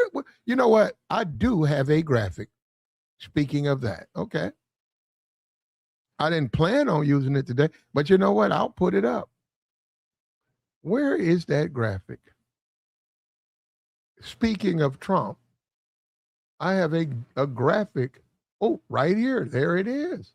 Oops, there it is. Oops. I got a graphic for Trump. And let me say this too, man. If you're a black man, if you're a fool, you sit back and let these idiots brainwash you. And then half these niggas got felonies. These niggas criminals, man.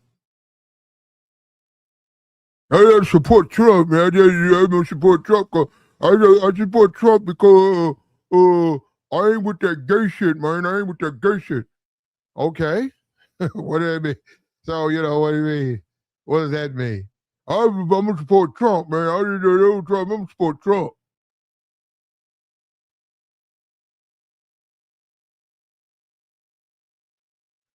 Trump is my daddy, man. Man, Trump just like me, man. I'm a criminal. Trump a criminal. There you go. Look at that. Look at that. Look at that. Look at that. Look at that. Look at that. Whatever happened to the Doge checks, tariff checks, 10% on the credit cards? Did he say that? Yeah, he need to do that then. 10%. Mine ain't no damn 10%. Straight up, that man say he gonna make all these lenders give you a 10% APR. Did Trump say that? No, I don't know, man. I ain't even heard that. Straight tip. Well, come on, man. Get that done, man. My credit card ain't no damn 10%. What do you get about 18? What is 18? I was dating this one chick, man. Her shit was 34%. I lost all respect for her after. I said, whoa. How you paying 34? Wow. But we don't care, man. And we don't want to know. $2 gas. Yep, Trump, you failed with the debt. Y'all in the Epstein files. Reopening the Strait of Hormuz, which was already open before you went in there and bombed those people. Now you're going to get them people $300 billion. And now all of a sudden they want to talk about whose money it is. when Obama did it, they left that out. Now they want to bring it up. Groceries are cheaper. I thought it would be no wars. And then this ballroom, and now we got the reflective pool. I never even heard of reflective pool. Some kind of way Trump gets in office and millions and millions and millions and millions of dollars are spent on a reflective pool. Like the stream, man. Support the platform. We tell the truth over here. We just tell the truth over here.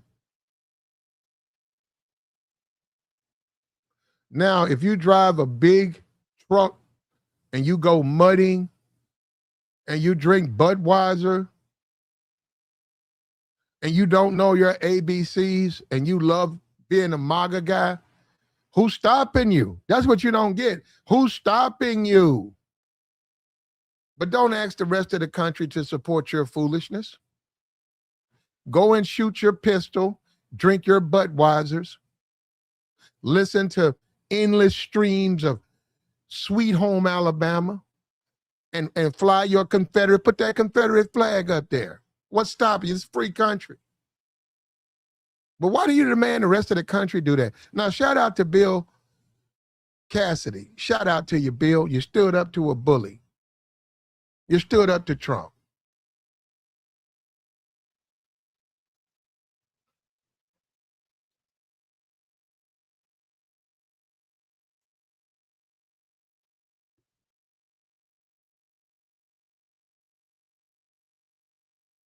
You stood up to Trump, and it's long overdue. It's about that time.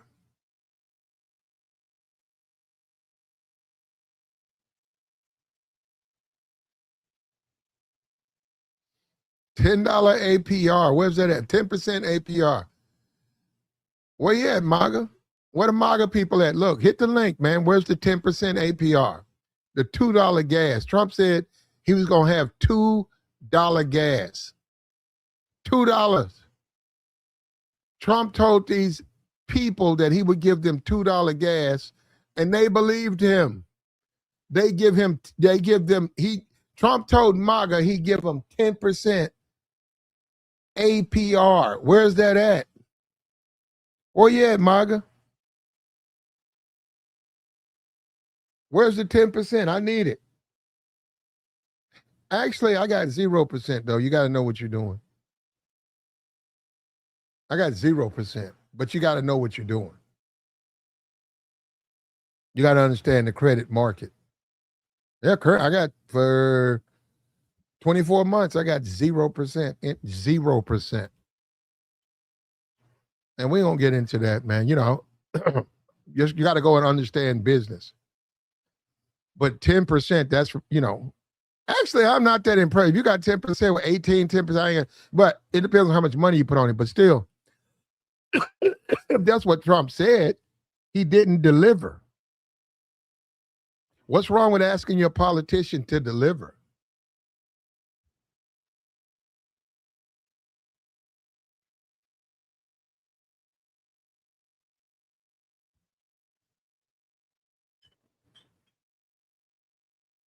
What's wrong with saying, hey, politician, you got to deliver to me?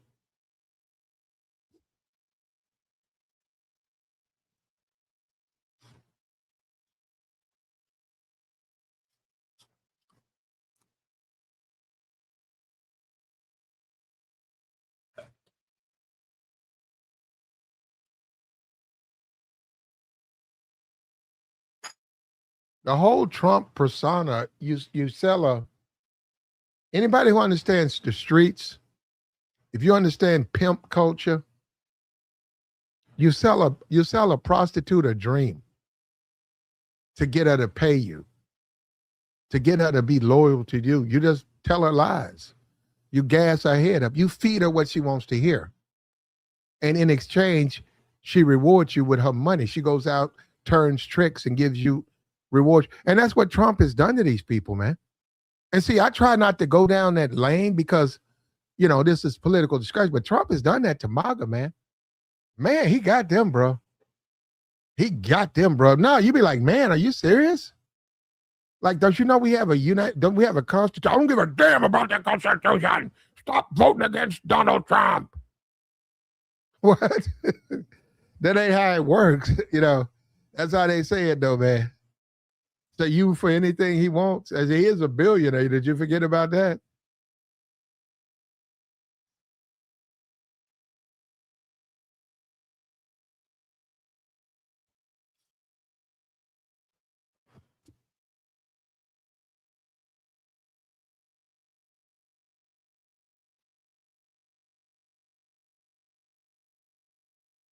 Have you seen a Confederate flag at a Trump rally?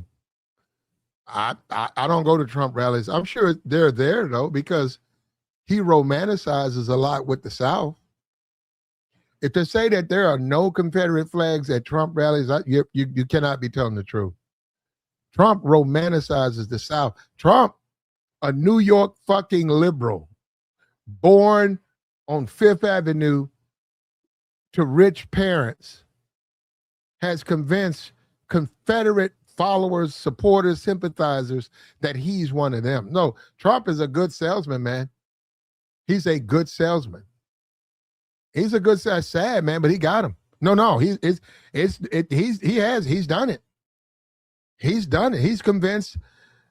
He's convinced Southern sympathizers that he's their man. He's done that. So we got to give credit to Trump. He is 84. Trump is a businessman. He understands the art of the deal. He wrote books about it. He's a salesman. He knows how to sell himself. Hats off to Trump.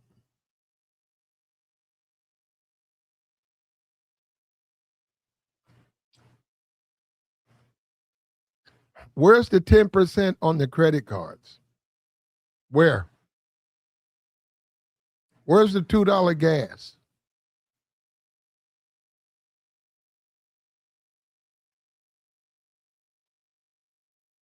Where's the $2 gas?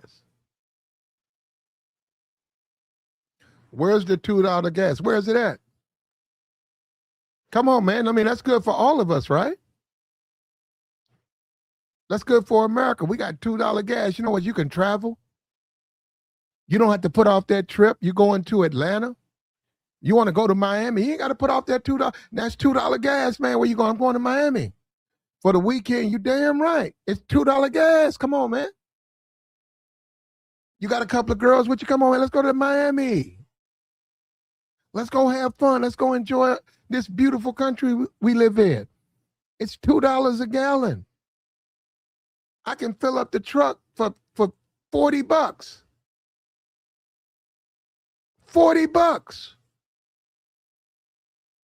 And let's go in let's patronize this restaurant, and that's money, that's revenue. And let's patronize this restaurant, and let's stay at this hotel, and let's do all of that. That's revenue. That's how our country functions. But when you have $5 gas, you can't do nothing. And that affects all those businesses, because that's one less hamburger. That's one less room. That's going to affect them. But you got the MAGA morons, they just want to ride around in their trucks. They want to chew up mud and ride around in these big oversized trucks and talk about Trump and put the fentanyl stick in their necks until their tongues turn black, and actually think that they are Republicans. Man, you ain't no Republican. You are not a Republican living like that. That is not a Republican. Republicans do not do that. That is not a Republican. But Trump has sold that. He sold that to those people, man. Trump's a smart guy.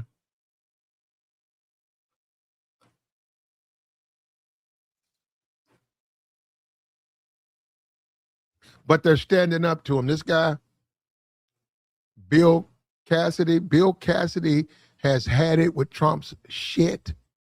He's not going to take it anymore. Check him out. Bill Cassidy standing up to Trump right here.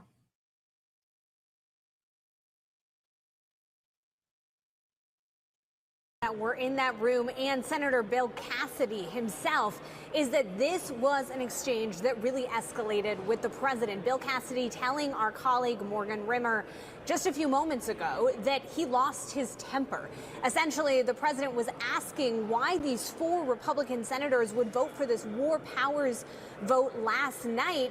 And at that point, Cassidy told our colleague Morgan Rimmer that he asked the president, is that a rhetorical question, or do you want to actually know the answer? The president invited him to share why he voted the way that he did. And essentially, Cassidy berated the president for what has transpired in Iran, for not being clear with Congress about his actions in the region, and essentially arguing that until he got a more fulsome briefing of what was transpiring, he was going to continue voting the way that he was voting. Cassidy said that the president was raising his voice, and in response, he continued to raise his. He said he lost his temper, that he's not necessarily proud of that fact, but he joked it was the Irish in him. I mean, obviously, this was an extremely tense exchange. A lot of Republican senators coming out of that meeting noted that it had taken place. Some of them, Senator Tommy Tuberville, tried to downplay it to me, arguing that it was a really cordial exchange, that they were just having a difference of opinion on the issue of Iran. But obviously, there is history here, right, between the president and Bill Cassidy, who recently lost a primary to a Trump-backed challenger, Julia Letlow, just a few weeks ago. So Cassidy has been feeling unchained, untethered to the president, doesn't feel like he needs to continue walking in lockstep. And obviously, that was something that transpired during. And you see it, from sources. And you're going to see more of this, defections. You're going to see more of this. Look, this guy says, Ray says, Trump will tell you the gas price is going down to $2. Then $5, okay. He's a Gemini who needs medication real bad. He's going to lose his bird brain. I mean, I don't know what that is. Anyhow, like the stream, man. Support the platform. Hit that like. Get the like going, man. It's late night, man. It ain't nobody out here but us, man. Come on, get the like going.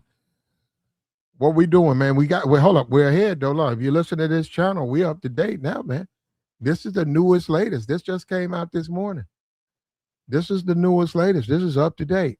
As far as the Iran war, it's hard to update it because the MOU, with the Iranians, the Israelis said they're not doing it.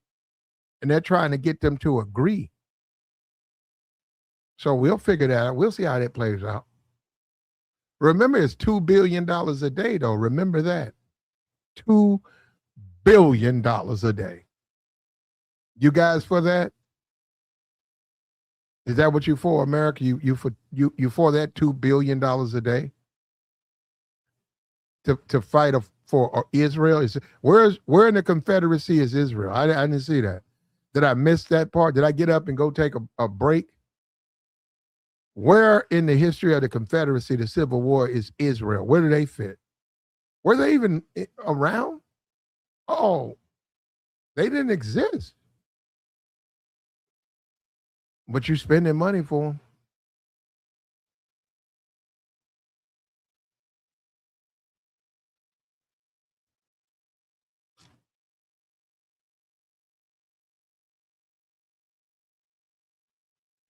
You spend in a bag.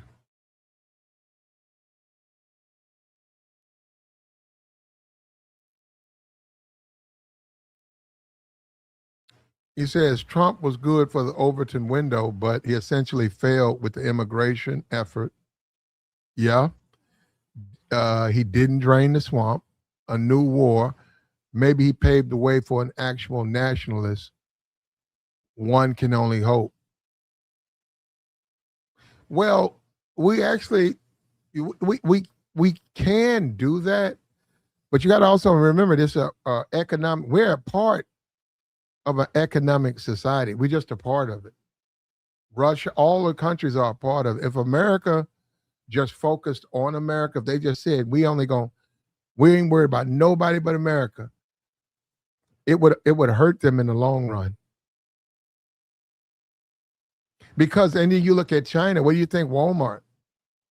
If you cut China off, we wouldn't have a Walmart.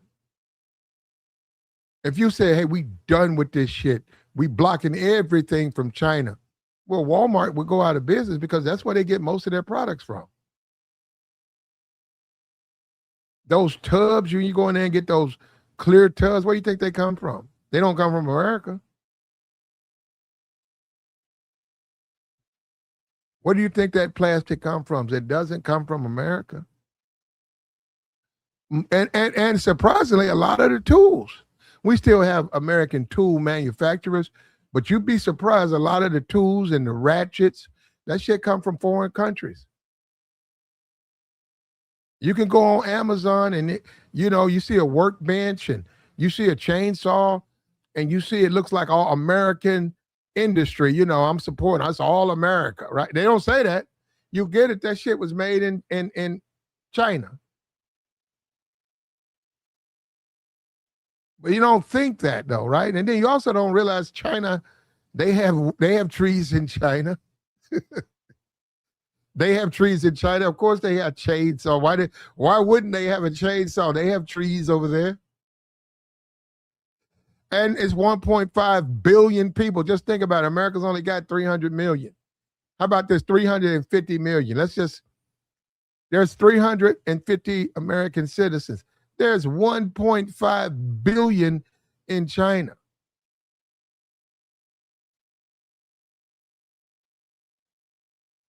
Of course, they have all of the stuff that we enjoy. All at Walmart store. You think they don't? They have to live too. They got that. But they're able, because of their government, they can manufacture that stuff way less.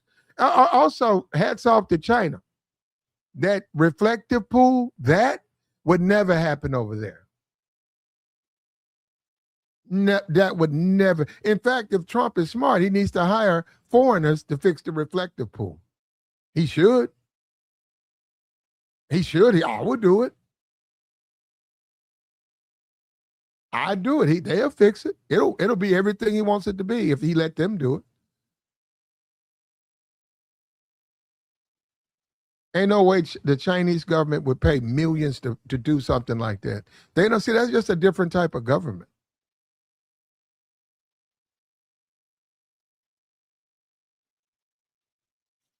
Mm-hmm. Thank you. Look at that. He said, look at that. Tell us to MAGA. American flags made in China. These guys running around talking about America first with a American flag that's made in China. DeWalt. It's a DeWalt. Yeah, DeWalt tools. Yep. I got a grass clipper. When you gotta get those little things in the you know what I'm talking about. What is that? Edger. I got an edger. It's a DeWalt. The batteries are DeWalt out of China. And I seen that. I seen a lot of these MAGA people brag on their guns. A lot of their guns made in China. They're running around here with a flag made in China, a pistol made in China, a chainsaw made in China, and they think that they're quote unquote America first. They really do. No, I'm serious. They actually think that. You looking at them saying, you looking at them saying, bro, you got to be tripping, right, bro? How you gonna say you America first when all your money go to China? And they won't tell you, I didn't know the chainsaw. There's a chainsaw. You say, don't you know that chainsaws are made in China? It's a chainsaw.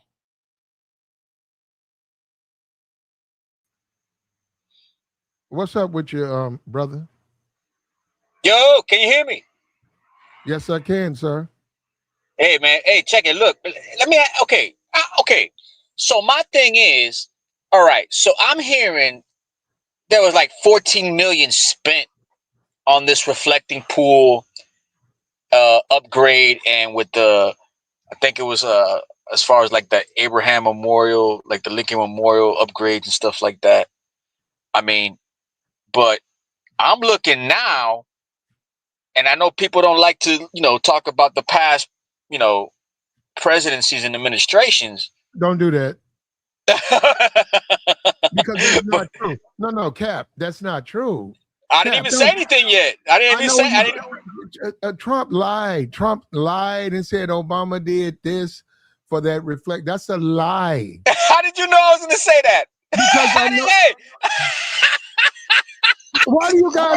Why do you listen to everything he says without checking it? I literally was gonna say that he spent $34 million when he was in president. How the hell did you know I was gonna say that? No, he didn't though. That's a lie.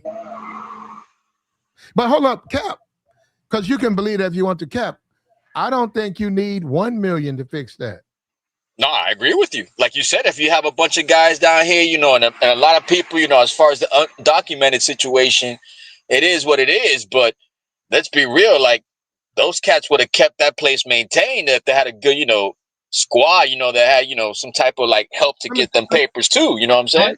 Right now, today, the world we live in today, if they drain that and they get all of that, the paint and stuff that shouldn't be down and leave it where you can then apply the coach, I believe in this country. I'm telling you right now, all they got to say is who wants to help with this reflective pool. Brother, they'll have 300 people that'll do that shit. It won't cost you nothing. It might cost you some ribs. Okay, have the people cook up some ribs and hamburgers. And man, I'm telling you, I know America, they'd love to paint that pool. They say, okay, so this is the primer? Okay, all the people, let's do primer. Let's let that coat, let's let that dry. Okay, now put in the base paint. No, that's $1 million. Where are you getting that from? You don't need that. And I'm saying you don't have to do it, but I'm saying that's how people would want to do that. It would cost you the price of some ribs and some hamburgers. Yeah, man. I don't get how it takes so much effort to maintain. I mean, I know it's a long ass reflecting pool, but man, like 14 million to 20 million and 34, whatever's rumored. I mean, like you said, like with all that stuff, man, you could do like a weekend cookout and get like half of that stuff done in like 2 weeks. You know what I'm saying? Like, but you're right. Now, if you say, hold up, we're going to do it for two, like we're going to do it this weekend. We come back after it dries and finish. Oh, it'll be done. And also Americans, bruh, they would come from town to town to do that. Yeah, bro, you be seeing people on TV flipping houses in less than a week and redoing these houses and remodeling them, surprise the people to come back in like less than 3 days type of job. And it's like, okay, well, I see the perseverance and the persistency in this stuff. Why can't it be done when it becomes like a mass effort event to help the country we live in? Unless there's invested interest, that's when it's, kicks in, I guess. But damn, come on. Pork, that's the whole pork thing. Okay, I'll fix the reflective pool, but you got to give me this. And you do have kickbacks. You got companies will say, hey, if you give me that bid, I'll give you $1 million. I'll donate $1 million to your campaign. So they get money, they funnel money. It's money laundering. That's why it looks like that. You say $13 million to paint a pool? And it turns out the company who got the contract, I'm not saying this happened here, but the company who got the contract got that extra money, but then they funneled $1 million into that politician's campaign fund. Yeah, so, I mean, corruption. Hell up, you say, well, what about Obama? I don't know what it was. It wasn't what Trump said it was. But hold up, what about Obama? Who said he didn't do it? I didn't say that. You damn right. 34. Why would you need any $1 million to do that? So yeah, is it possible that during Obama's when he did the pool and it was whatever it was, he got $1 million, 2 million funneled back to his campaign from that? It's possible. It's what you say. I didn't say it wasn't possible. They do stuff like that though. That's what I'm saying. Yeah, it's possible. Yeah, we won't know. But I mean, like at the end of the day, if we're like insinuating or saying allegedly on this type of situation, like what makes you think it didn't happen before when the fraud was really bad? Like both things can be true. Yeah, he said Medicaid fraud. I've seen that. I had a family member in an assisted living center. I seen those lab coats. I seen those doctors, 4 of them coming up there. All those older people living in those houses and living in those rooms. I seen them guys, and the guy, when I came downstairs, the guy who was a manager there, I was talking to him. I had developed a relationship with him from coming over there. I talked to him. He said, yeah, man. He said, you see them doctors? I said, yeah. He said, man, they get $500 a visit. I said, huh? He said, all they got to do is knock on the door, man. He said, all you got to do is knock on the door. Hey, how you doing, Mr. Lily? You doing okay? Let me take this stethoscope. Let me check your vitals. Okay. Yeah, that is like the one thing down here that happened during COVID that it became so apparent, and I'm glad they cracked down on it, man. Because these guys wouldn't want to see people, but they would charge you via teledoc and say, "Oh no, you need MRIs," and everything was MRIs on top of MRIs, and it's like, I mean, if you can't know what's going on through an MRI or a CAT scan after the second or third attempt, then you know there's something involved as far as like fraud, because ain't no way in hell you're gonna be doing 13 MRIs in less than 6 months. Yeah. So no, I'm saying I'm not a doctor. You gotta understand, I'm not a doctor. But I was like, damn. So you put on a lab coat, and all you gotta do is knock on Miss Linda's door and spend 5 minutes with Miss Linda. Do a little checkup, make sure everything's okay. Miss Linda, you up on your medication? How you feel today? Okay, Miss Linda, I'll see you next week. Bam, in charge Medicare, 500. And what, hold up, these guys were doing this before they went and played golf. This wasn't even a job. This was, hey, Saturday from 8 to 12, we go into this center, this building, and we checking all these people. Then at 12, I'll see you on the golf course. And just that morning, I made $10,000. That ain't even my business. I made $10,000. Yeah, so yeah. There's money to be made out there, man. It's money to be made. People are making money. When you start talking about some EBT and some food stamper, that ain't really where the money is. That money is up there. You got to go up that ladder and deal with that. And there's all types of that. Like we see the guys at the grocery stores committing fraud because they have a food stamp authorization, and it turns out they're taking the money in and acting like they're selling product when they're really just laundering the money. Yeah, they don't do that no more. They used to do it down here a lot, and they stopped that. They stopped it around COVID. So what do you think about this guy calling out Trump? That's what I wanted to come on here, because I've been on these political platforms the past couple of weeks. It's been kind of like it's been crazy. But today, I seen the housing market situation with the holding up the bill not getting passed from the SAVE Act and all that stuff. But no, I didn't. What's this about? Hold up, I'll let you listen. Let me see. Do we have it? Yeah, right here. Right here. We got thick skin. We got the pretty lady up here. Hold up. You know them interns, all those congressional aides? Yeah. They be running around those congressional halls. Look at this. Look at that. The pretty little thing right there. I don't know who that is. I'm just saying. Probably a congressional aide, and she's being a congressional aide. So they're talking to Bill Cassidy. He called Trump out. Here we go. Fair use right here. The president was wondering why people would vote for the War Powers Act. I asked him if that would be a rhetorical question or a real question. He said real. And so as we begin to speak, the president didn't want to hear my question, interrupted me. I didn't care to be interrupted. I felt like I was trying to get answers for the American people. And I'm not going to be bullied when I'm trying to get answers for the American people. And so it escalated from there. At some point, it de-escalated. We're told the president called you a lunatic? Can I imagine that the president called me things that would be said on a playground? Yeah, I can imagine that. Does it bother you that he went after Leader McConnell, who wasn't here to defend himself? If there's somebody I know. Look at that pretty lady. Look. Okay, now look at it. Look at this guy right here. This is a Republican. Already they were in the chat calling him a rhino, calling him a liberal. This man's a sitting Republican senator from Louisiana. He is if you look up who's the representative for Louisiana, him. This man's a Republican. But because he won't kiss Trump, he won't kiss the ring, he's a liberal. How you feel about that, brother?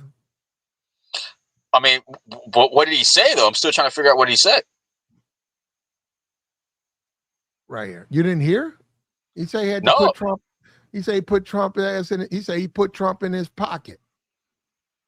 Yeah, but what happened? What were they beefing about? American people. He was defending the American people. Trump was coming in with his usual BS, and he called Trump out on the war, on the Iranian war, and what it's doing to our country and what it's doing to the poor. And Trump got mad, and Trump, you know, he tried that. It didn't work with him this time. This time he stood up to Trump. And not only that, he leaked it. Not only did he stand up to Trump, you got to understand, he leaked this to the press. And now that it's in the press, they're going to ask Trump about it. Benjamin Netanyahu see this. Benjamin Netanyahu saying, Trump, I thought you was Godfather. Look like this dude sunned you. Benjamin going to call him, say, yo, Trump, they bitching you up out there. You damn right I'm not going to stop this war. You can't handle a Louisiana senator. How you going to handle us? This is Israel. That's bad for Trump, man. This is terrible for Trump. At some point it de-escalated. We're told the president called you a lunatic? Can I imagine that the president called me things that would be said on a playground? Yeah, I can imagine that. Does it bother you that he went after Leader McConnell, who wasn't here to defend himself? If there's somebody I know who's got thick skin, it's Leader McConnell. And I mean, do you believe that this is the way the president should be conducting himself in a meeting with colleagues? I'll let the president's actions speak for themselves. Did you refer to him, we're hearing reports that you referred to him as brother at one point, and there was that sort of contentious. I don't think that's really important to the story. I don't. And I mean, I'm sure I know the answer to this, but you don't regret at all your vote for the War Powers resolution yesterday. No. As I said, and I've said before, that once I start getting answers, I can change my vote. But I feel like there's answers that need to be given, and they've not been given. So okay. Can you pause it right there? Can you pause it right there? Mm-hmm. So he originally signed off on the war, is what he's saying? Is that what he's saying? That he signed off, but he has the right to change his mind? Is that what he's saying? That's what he's saying. He does, right, Cap for Life? No, of course. But I just find it interesting that he signed off on it. He knew what he was getting into, but now all of a sudden it's like it's a bad thing. It's like either he's trying to run for office, you know, or he has a seat coming up, or you know, I find it kind of like, you know, I mean, like you're right, he has his right to change his mind, but you know, now all of a sudden. Yeah, but what's wrong with him standing up to Trump, man? This is No, bro. There's nothing wrong. I mean, like you say, he's trying to represent for his constituents, and I get it. But the timing don't seem a little bit off or odd to do it now, as opposed to like when the House was trying to pass the bill, or you know, when people were, you know, getting the okay. Like, I mean, or was his voice at the time the same? Because from what I'm hearing, it wasn't.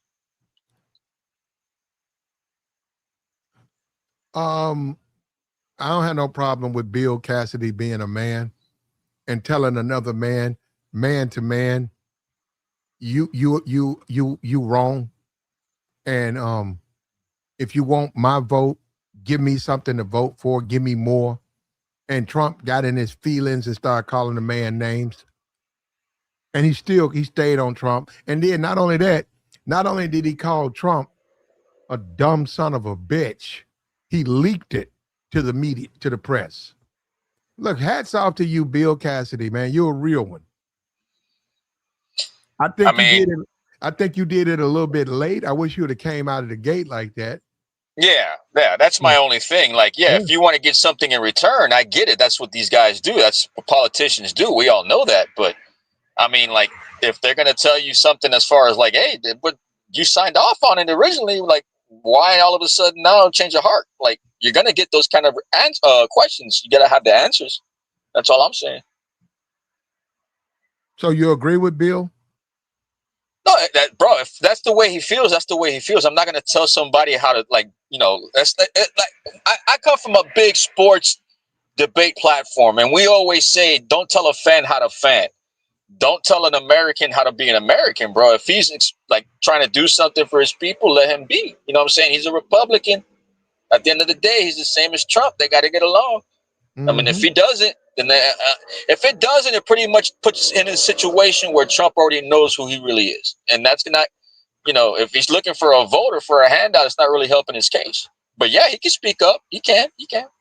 It's just the price comes with that, though.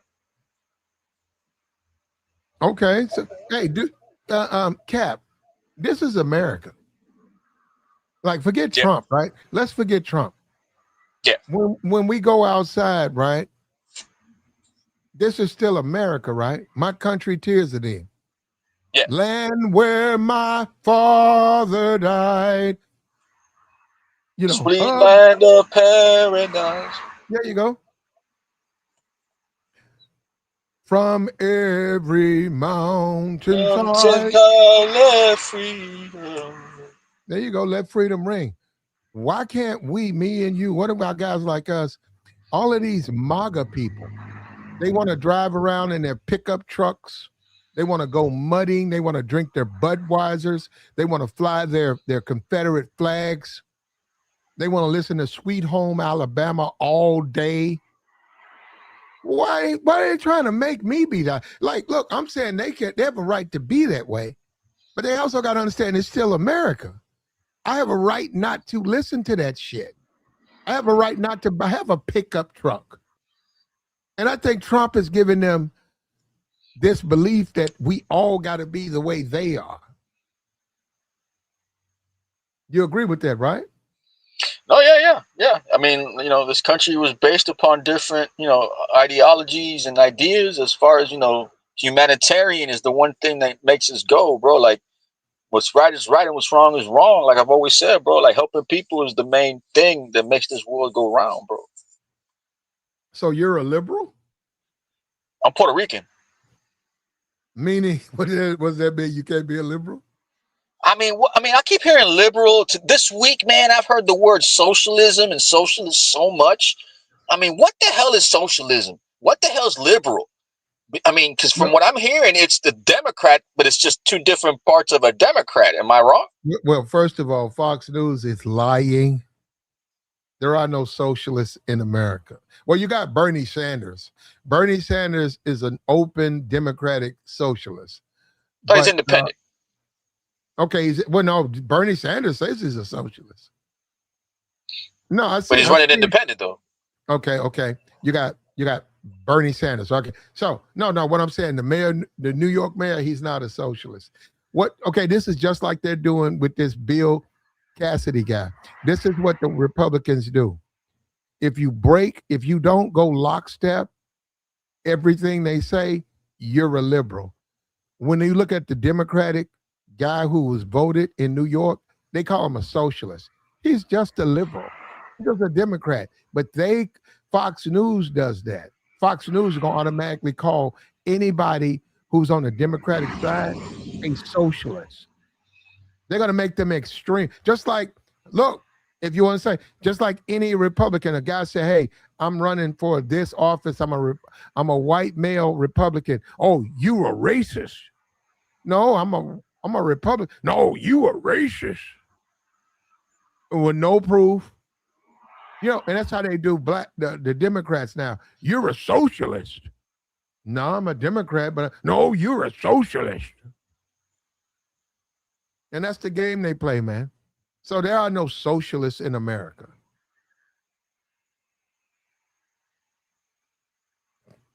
But that still doesn't answer. I mean, I keep asking people the same thing, but they never really know what the hell it is. Like right now, it's not really answering what's a socialist. That's the game. You're right. They don't know what it is, and they know that. When you say Karl Marx, right? Marxism. How many people know that? What's that? Karl Marx. What is that? A bearded Marxist. Oh. A lot of this is college stuff, man. You go through this doing your your early stages of adulthood, you get into politics, you get into Mao, Chairman Mao with China, Communist Mao. And look at China now, Mao Zedong. And see, they don't understand that the people in the chat don't know. I'm a big fan of Chairman Mao.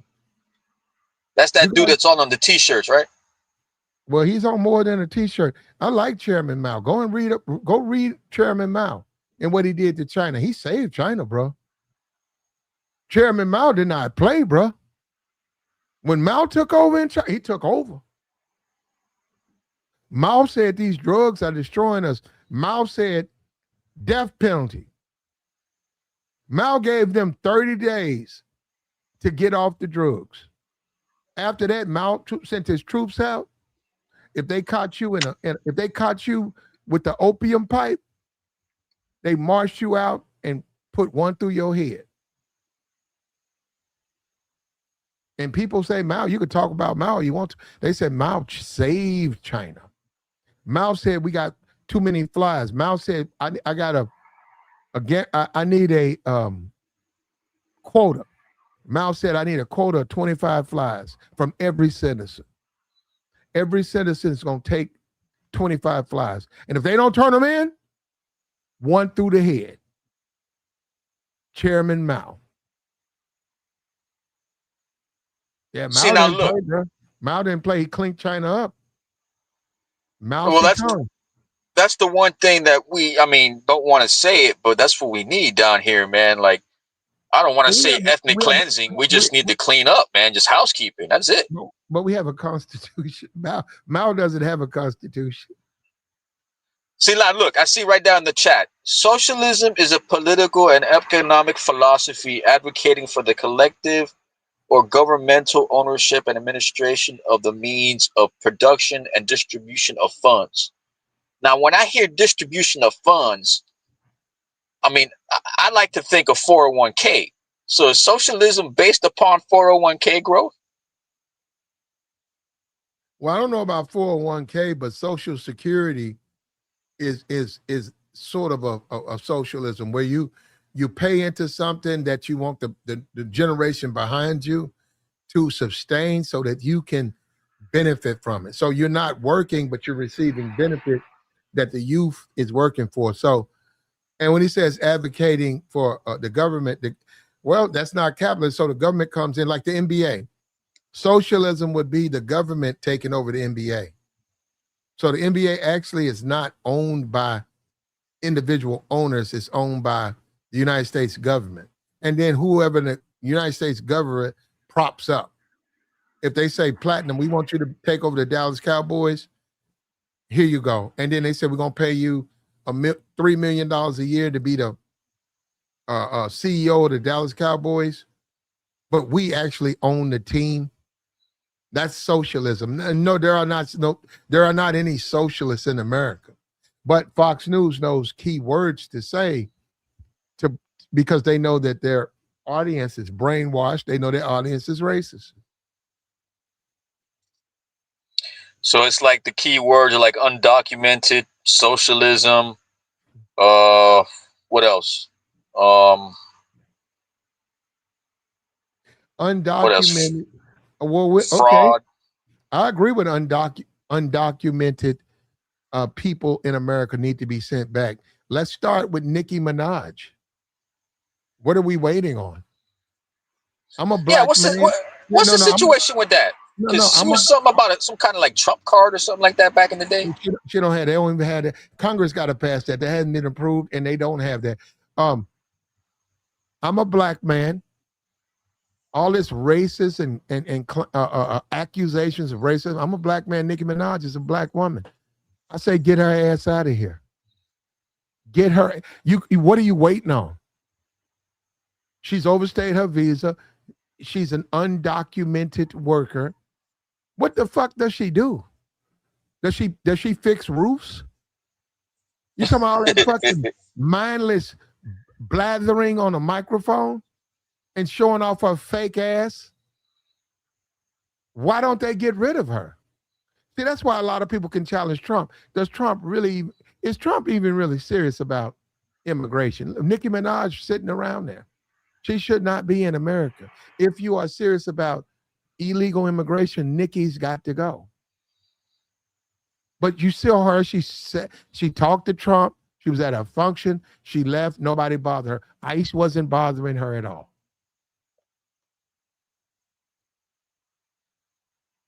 So that's the thing with Nicki Minaj.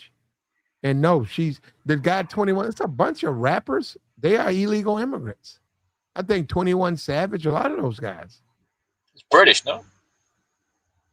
He could be British, but he's not an American citizen. Oh, yeah, I get it. I mean, technically, you're not wrong.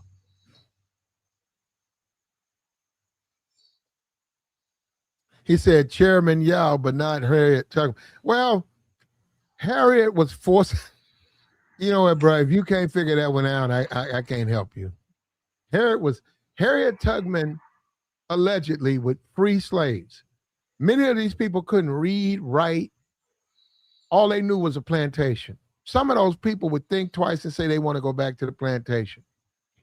Right there is beliefs that Harriet would pull out a weapon and delete those people because he felt like if they don't want to be free, I'll take their lives. I said we got to say that's wrong. Now he said Chairman Mao. Chairman Mao warned China. He was in charge. He said opium is destroying our society. I'll give you 30 days to clean yourself up. He warned them. When he sent his troops out and they went into the little stores and stuff, if they saw opium, they took those people out in front of the people and took their lives. That's different. You can't even compare the same thing. Chairman Mao, bro. He's okay. How about that? Maybe I over-exaggerate. Hey, all right. Mao Zedong, Mao, Chairman Mao. Communist. Hardcore communist. Dictator. Yeah, he was, but look at China now. Look at China. They're efficient. They got a lot they really have they need about 500,000 people. China needs to get rid of about 500,000 people. Yeah, population control. They do, and they can't. But they're not going to do. But that's the whole thing. You can, just like a man can have too many kids, and he's a good man and she's a good woman, but they got 10 kids, and they can't afford to take care of them the way they want to because they got too many. So they got to partial off 3 of them went to their aunt's house and their grandmama's house. Why? Not because they're bad, but because if they can get 5 kids away from them, they can feed the ones they have and take care of them. Yeah, it's just China just has too many people. India has too many people. And we struggle with morality, right? Because we're not the type of country to put people to death.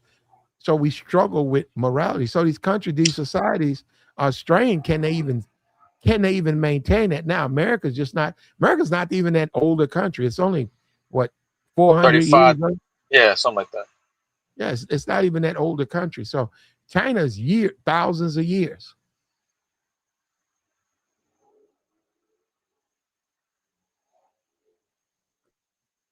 And if we cut off trade with China, Walmart would go out of business.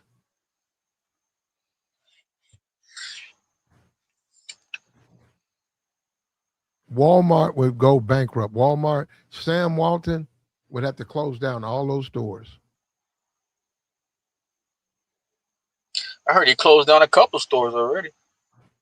Well, he's always closing down stores. There are locations your location can become you can look at the books, you not turning a profit. You have a certain standard. You say we need to make 10% a year off our inventory minus our overhead, our cost. And they look at this location in West Virginia and they say, well, We lost 2%. We lost 2%. You can say then, okay, we got to get rid of that store because we're not making any money off that store. So let's shut it down, fire everybody who's working there, and then we can take the inventory and send it out to our other stores. That's business, man. That's business. So if you have high theft shuts the store down. If you got employees, they selling everything out the back, well, they're gonna lose their jobs because and Walmart has insurance. So Walmart don't even care. You could say, okay, I work in the back. All these TVs, man, they got 200, 100-inch TVs. We already got it set up with the dude on the truck. We're gonna put them on there and we're gonna sell them in the hood. Well, that's a loss. So the company writes that up as a loss. And next thing you know, they closing the store down. And next thing you know, you walking around the community, you ain't got no job now. Because you was a stupid fool and you cost your company a job. And that's how it works, man. It's really just that simple. It's just that simple. You got Benjamin Netanyahu. What you think about that? He told Trump he ain't stopped. He's going to stay in Lebanon. Bro, from what I'm hearing, man, there's people above him that if you think this guy is bad, the people above him are even worse, bro. Like they're starting to show his cabinet, bro. Like they just don't give a fuck, bro. Like they want to keep going past Lebanon, bro. Like they want to do the third temple type of deal. Like they're going all the way, bro. And the problem is, and this is the one thing that I've been having riffs with, that it's starting to become an issue with Trump, is like, you can't let these guys punk you, bro. And right now it's looking more and more like every time we do a peace deal or we try to do something to benefit the Middle East, these guys fuck it up. And it's like, you can't stay quiet any longer if you're starting to see it's becoming very, very noticeable throughout the world and globally throughout the media. It's like, how many excuses are we going to make here, man? If we start to say, hey, stop, like if we're going to do something and we're going to prevail to have peace, you got to stop. And it's not stopping. So it's just, you're starting to see that the people above Netanyahu are like, yeah, we're not going to stop. And it's like, okay, so then what's the game plan here? You know what I'm saying? Like, somebody has to stop. And right now, I think Netanyahu, he's either looking for a pardon or he's looking, to get replaced, one or the other. A pardon from who? From whoever. Not from Trump, from his cabinet. Oh, okay. He gonna get one. It wouldn't matter if he got one from Trump. That wouldn't save him. Yeah, no. I mean, at this point right now, yeah, you're starting to see right now that this guy's trying to save his ass too. Just not just. It's they got to do something over there, man. Lebanon right now is don't deserve that shit. When I was a kid, I had an uncle, and he warned me of the dangers of being a radical. He warned me about that, and he said it's very dangerous to become a radical. He said you'd want to be careful with that. Yeah, that's the one thing too, man, on the internet. That's why I don't take things lightly on the internet, man, and I don't sway one way. I stay open-minded because you can get radicalized real quick on these things too. Like cyber warfare is real. Yeah. And when you become a radical, it's the people you fellowship with. All of a sudden, that's a whole different group of people. You can fellowship. You can go to a church, first denomination Baptist. You can grow up with you and your mom, your grandma, and y'all worship the Lord, and they preach from the Bible, and it's a wonderful thing. But then you can move and get another job, and you can see a new church, First Dominion Baptist, and they're radical. When you go in there, they're radical. And all of a sudden, the people around you are radical. And they're telling you, the Lord ordained us to do this. You're like, to do what? And it's all types of radical shit. And you saying, wait a minute, you talking about taking somebody's life. Well, it's the God's way. I said, what? Wait a minute, wait. Well, I don't believe in that. Well, radical. They're radicals. Trump's a radical. Trump Yeah, is man. a radical American. Now, remember, he's a billionaire in his 80s, yet he still wants to do this. He's a radical, bro. It's more to it than that. It's not even about money with him. It ain't about women. It ain't about these pleasures that a man can engage in. It's more to it than that. This is about hurting people. And this is what he gets from hurting people. So do you think that he's just getting payback for everything that's happened to him and all the stuff that's happened with What's happened to him? like the pew pew attempts and all the stuff with the What are they families? gonna do? Hold on. Those people, assassins. What they got to do with anybody? That's just people in America. They just, they're bad people.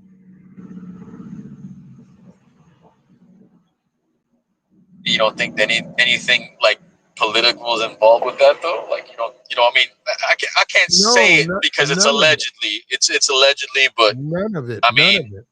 Who's going to go to jail for 30 years over some politician? Are you going to do that, Cap? no, but I mean, like that's just one example. But like when Hillary was saying that he was with Russia in collusions and didn't really have any proof, like stuff like that. Like everybody trying to do the gotcha stuff at him. You don't think he's gonna try to go back at those type of people that were going at him with those Well, accusations? I think he is going to do it, but I don't believe any of that happened. But I do think he's going to dredge it up. Yeah, like the mugshot stuff. The people that all that stuff. Like you get what I'm saying? Like you don't think like one thing leads to another. Like as far as like stuff with New York and like it's just No, California needs help too. The California is like no. going at him too. I think Trump, he was accused of a lot of crimes, and I think Trump did those crimes. I think Trump is lying when he says he's under persecution and the government's coming. Those are just lies. Trump did those things. Trump, that woman, that Jean woman that he's accused of taking her in a dressing room, Trump was found guilty of that. You can try to make like it about 34 counts or something like that. Yeah, Trump. They said Trump. A woman said that she was whatever. I don't know Trump business. They said Trump. She said Trump forced her into a dressing room and violated her, and the jury said Trump was guilty for that. I don't think that is the Democrats trying to get some revenge on Trump. I think that's Trump. No woman can a woman accuse you of that, Cap? Can a woman say that 10 years ago you forced her into a dressing room and violated her? Hell no. Well, but they did. They did to Trump.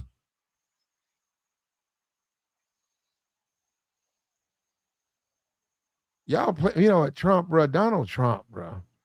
Well, I give him credit though. A billionaire convinced Budweiser, big truck driving, mutter white folks that he's one of them.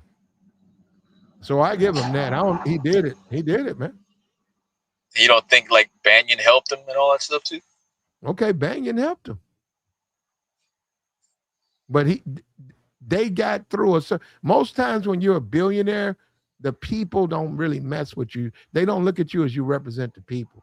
Trump got them people, convinced them people that he was one of them. And let me tell you something, Netanyahu, see, this is enough. When you start talking about these other countries, see, they don't play. They're not MAGA. Netanyahu is not MAGA. Vladimir Putin, he's not MAGA. They don't look at Trump like you guys do. You simps and you mindless drones. This is my thing, though. This is my thing. I feel like I don't think it was more of a radicalization when January 6th happened, when the Capitol situation happened. I think it was more of like the American people fed up of like the undocumented swarm that came in of 5 million, and a lot of people not getting funded, but a lot of those undocumented and a lot of those were getting, free 5-star housing while like military veterans watched from afar. Yeah, I don't know about 5-star. I mean, but you get my point. Like, if you're getting a hotel housing and you're just coming into this country and you're not you're not documented. But you're putting that on one party. That's both of them. No, I get that, but I mean, like, the look is not good, especially when it's happening but that's under both Biden's parties. watch. But all of that is both parties. That's not one party. I get it, but like, you have to understand too, like, all this stuff happened, and then all of a sudden it's like, January 6th is happening. It's like, why are all these people pissed off? Don't you think they have a reason to be pissed off? And no, it's like, I mean, something happened. So something happened. You Do you think that they just got radicalized just to get radicalized? No. You agree with January 6th? I mean, the outcome of it, no, of course not. I don't want people getting killed, but like, as far as like the message being sent that the American people wanted to get their voices heard in front of Washington, D.C., I think that's the most patriotic thing I can see. But as far as like the outcome, if I went down there, did you go down there? No. Oh. No, that's I'm in Florida. I mean, but why not? Why not? I'm saying, if you believe it, why didn't you go down there? Because I was fortunate. I wasn't, I was employed, and all those people, for the most part, were not employed, and they were trying to like voice their opinions of not getting employed too. So it's like, I get where they're coming from. Like, hey man, you guys are like, this is the beef that I was having when I first met you. And I was like, for my job, I can get replaced by somebody making half what I'm making. It's like, that was the outcome that happened from a lot of these people that were up there in January 6th. Like, they were getting canceled out just to get replaced 2 for 1. It's like, they knew their worth, and they getting paid for it, but they were getting shortchanged. A lot of people were having those complaints. So, I mean, that outcome was like, for me, a group effort of people trying to say, hey, enough is enough. And that happened during the swarm and all those caravans of, undocumented coming past the border without any hesitation. Like, that did happen. That was a thing. There were $10,000 debit cards getting loophole passed to give to undocumented. And, a lot of these squatting laws had a lot of these people taking homes from a lot of people. And it's just like, these things happen. They just weren't made up. It wasn't imaginary. So I can understand why that happened in that sense. But no, I wasn't in favor of people getting killed on January 6th. No way. What about the lady? I think Ashley or something, the woman who got shot. What about her? That's correct. Yeah, exactly. That shouldn't have gotten to that point where you had people. It just shouldn't have got to that point where people were hiding. Are you serious? Hold on, wait a minute. You break through a window, and you have the United States Congress. They are being secured, and you're told not to come into this space. You jump through the window, and you get your ass shot. That's the government. They're responsible. What are they supposed to do? No, I said I agree with you. Like, that's going, a little bit overboard. That shouldn't have happened at all. I'm not in favor of that at all. But I mean, the message was being sent to the people in the house. Like, something is not right. She shouldn't have jumped through the window. That's what you're saying. No, I'm saying nothing. Like, anything that happened where you tell law enforcement, hey, we're going in here without you liking it or not, that's different. That's where everything crossed the line there. That's where I agree with you. That shouldn't have happened. But I mean, the message was trying to be sent somehow, and it was getting ignored. What shouldn't have happened is her going through the window, not her being shot. Her going through the window shouldn't have happened. Yeah, of course. But like I'm saying, like, none of that should have happened at all. Like, to the point where it got. That's my main point. Like, I'm with you on that. Why go down there? Why you go to the White House and raid the White House? Why would I go to the White House? That's what I'm trying to tell you. Why is it that nobody's trying to like figure out that message? Like, that just didn't go over there just to go over there. That's what I'm trying to tell you. They did. That's the only reason they went there. So they went over there just to go over there. Like, they didn't have a reason why they were going over there. They just wanted to go over there just to protest and start shit. No, I don't think so. Okay. The people who went on January 6th were a bunch of fucking thugs, troublemakers. They would do the same thing to a Walmart in their community. They didn't So do you're saying they were antagonizers? That's what you're saying? Nothing was noble, prestigious about what they did. These are the same people. When you see those teen takeovers, you know how you see those teens go in those stores and they loot the store and they run out? That's the same thing that J6ers did. So you're Same. saying they're Antifa? I didn't say they were Antifa. I'm saying they did the same thing that you see these teen takeovers. When you see No, the I get people what you're saying, but that's like the equivalent of Antifa, and Antifa is considered a terrorist organization now, from what I well, I understand. don't. First of all, Antifasa, Yeah, whatever they call it. Antifada, anti-fascist, right? There are That's what it's people short for? oh yeah. There are people who do bad in their name, but that group is not terrorists. That is Fox News. See, those are lies. That's some more Fox News. If me and three dudes go downtown and we cross the street and the light is green, I mean, the light is red, we cross the street, we are Antifada. Oh, those Antifada guys, you're Antifada. How? Why? How? Because we say you are. Yeah, this is bullshit, man. What's up? Hold on. What's up with your do business? What's good with y'all, man? Just checking out the show Yo, out. Ain't It it was good about with time? Ain't it about time somebody called Trump out on his BS? Yeah, I mean, I guess you can say that, but I mean, as far as I'm concerned, either party is retarded. If you ask me, I mean, if y'all talking about that January 6th, if I'm not mistaken, is that when you're talking about the whatever they call themselves, they stormed the Capitol that time and tore it up? Is that what y'all talking about? Mm-hmm. yeah.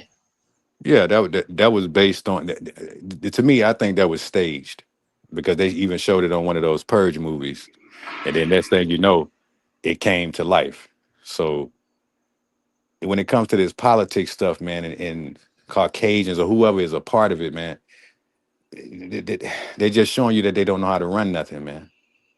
That's all they're showing you. They don't know how to run nothing, and it's about a bunch of debates about this and about that, and then they support other countries instead of supporting the American people. It's just a clown show, man. No different than any other stuff you see on television or on the internet.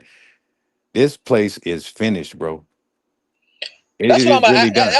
That's what I want to ask you. Do you feel like when you look around the world and you feel like everybody's eating clean and everybody's eating fresh vegetables and all that, Yeah. and everybody says, "Oh, America has the most fast food," but when people come down here for the World Cup, oh, they love the food. Like, is it really like marketing to the point where we're not getting fed the best of the best, but people think we are? And Nah, like man. That the way they of talk life that about. we have over here is like way different. Like you look at these palaces and these big ass places around the world, and it's like, why don't we have that type of like construction down here? Like I I mean, feel like we're like stuck in the past, bro. We are. yeah. Man, you still got Amish people walking around dressing like from the 1800s. It's crazy, man. Like, if you want to get some good food, I mean, a lot of times you got to find farms. Whatever city you live in, always go outside your city and find people that sell products and farms and stuff. So, but then even with that, you still got to watch that to make sure it's non-GMO. And why would you have to say it's non-GMO if it's non-GMO? If it's Yeah. non-GMO, then you wouldn't have to say it. So you don't even know that man. What I'm No, trying to tell you. Go ahead. we're Go ahead. we're our constitution and our society, right? When you Mhm. say modernize, right? Just like Rubio, not Trump. Rubio said we live in a digital world now. He Yeah. said whether you like it or not, we're in a digital world. So as much as you may long for the Civil War and Gone with the Wind and Scarlett O'Hara and that world, it doesn't exist anymore. And Yeah. as long as you try to romanticize that, you're going to stay behind. You got to That's go right. ahead and accept it. So when you say, like China, you got to understand China does have a lot of poverty, but China is very modernized. Dubai, very modernized. America can be, but they just can't be like that. Now, Trump getting rid of all the bad things. Good. He needs to, because this country has got to come to a point where they modernize. Well, I And mean, they no, go ahead, go ahead. no, and they focus on the future, man, and let the That's what I'm past saying. die.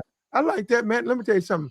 I look at YouTube videos, and guys have drones, and they Yeah. go over Mississippi, and they go over Arkansas, they go over uh uh North Carolina, and you see those houses, and you see all the things, but that's romanticized in the past. That's the past, man. Them days over with. I agree with Marco Rubio. We got to step into the future. Well, What's that some song? cities What's that song? are. Dubis, what's that song? Step into the AM. Remember that rap song? Go ahead, Dubis. Let me see. I don't even know who made that. Step No, into no, the no. You good? I would. I hope I'm back in the coming. day. Step. I bet you. Step into the AM. Third base. Damn, I never thought I'd quote a third base. Third base. That's what it said. Third base. Some white boys, bro. White dudes, I know. Step into the AM. What do you know, huh? Yeah, but Cap, and you're Puerto Rican. I mean, I don't even know what I to heard, say. You're ultra conservative and you're Puerto Rican.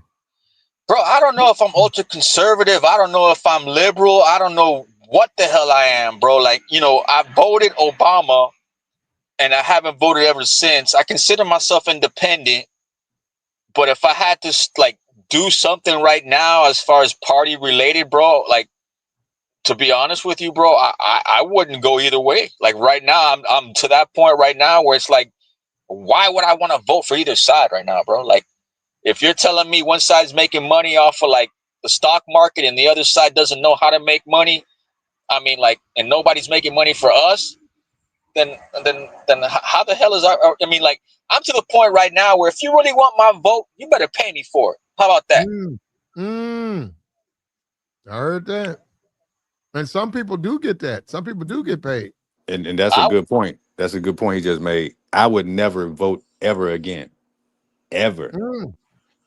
I did it one time just to, show that I'm a good citizen, as they say. Man, that voting stuff is a waste of time because they're gonna put whoever they want to put up in there anyway. Yeah. If you're serious and you really want my vote, man, just show me how serious you are. Yeah, and if they do pay you, they're gonna pay you $2, like they did them chicks out there in That's California. right. You're right. They gonna short you, do business. You're right. Let me tell you something about this world. They better not give me no money.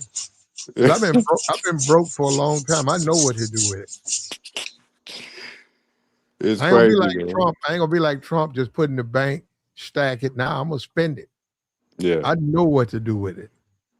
Man, I'm buying me some property out of this country somewhere else and just lay low. Now you in Miami, right? Yeah. The chat attacked me. If we go into Cuba, are the people in Cuba, the Cuban, not the Cubans, right, in Cuba, but the Miami citizens who are Cuban, Bro, I are tried. Yeah. they I not tried gonna, to tell you, bro. no, no, I no. tried to tell you, bro. No. I'm saying, are they not going to have civil unrest in Miami if America goes into Cuba? And there's a body count. There's like 22,000 people were deleted so that we can take over the management of Cuba. Are I'm the gonna people? look. No, Damn. go ahead, brother. My fault. Go ahead. I'm gonna tell you like this.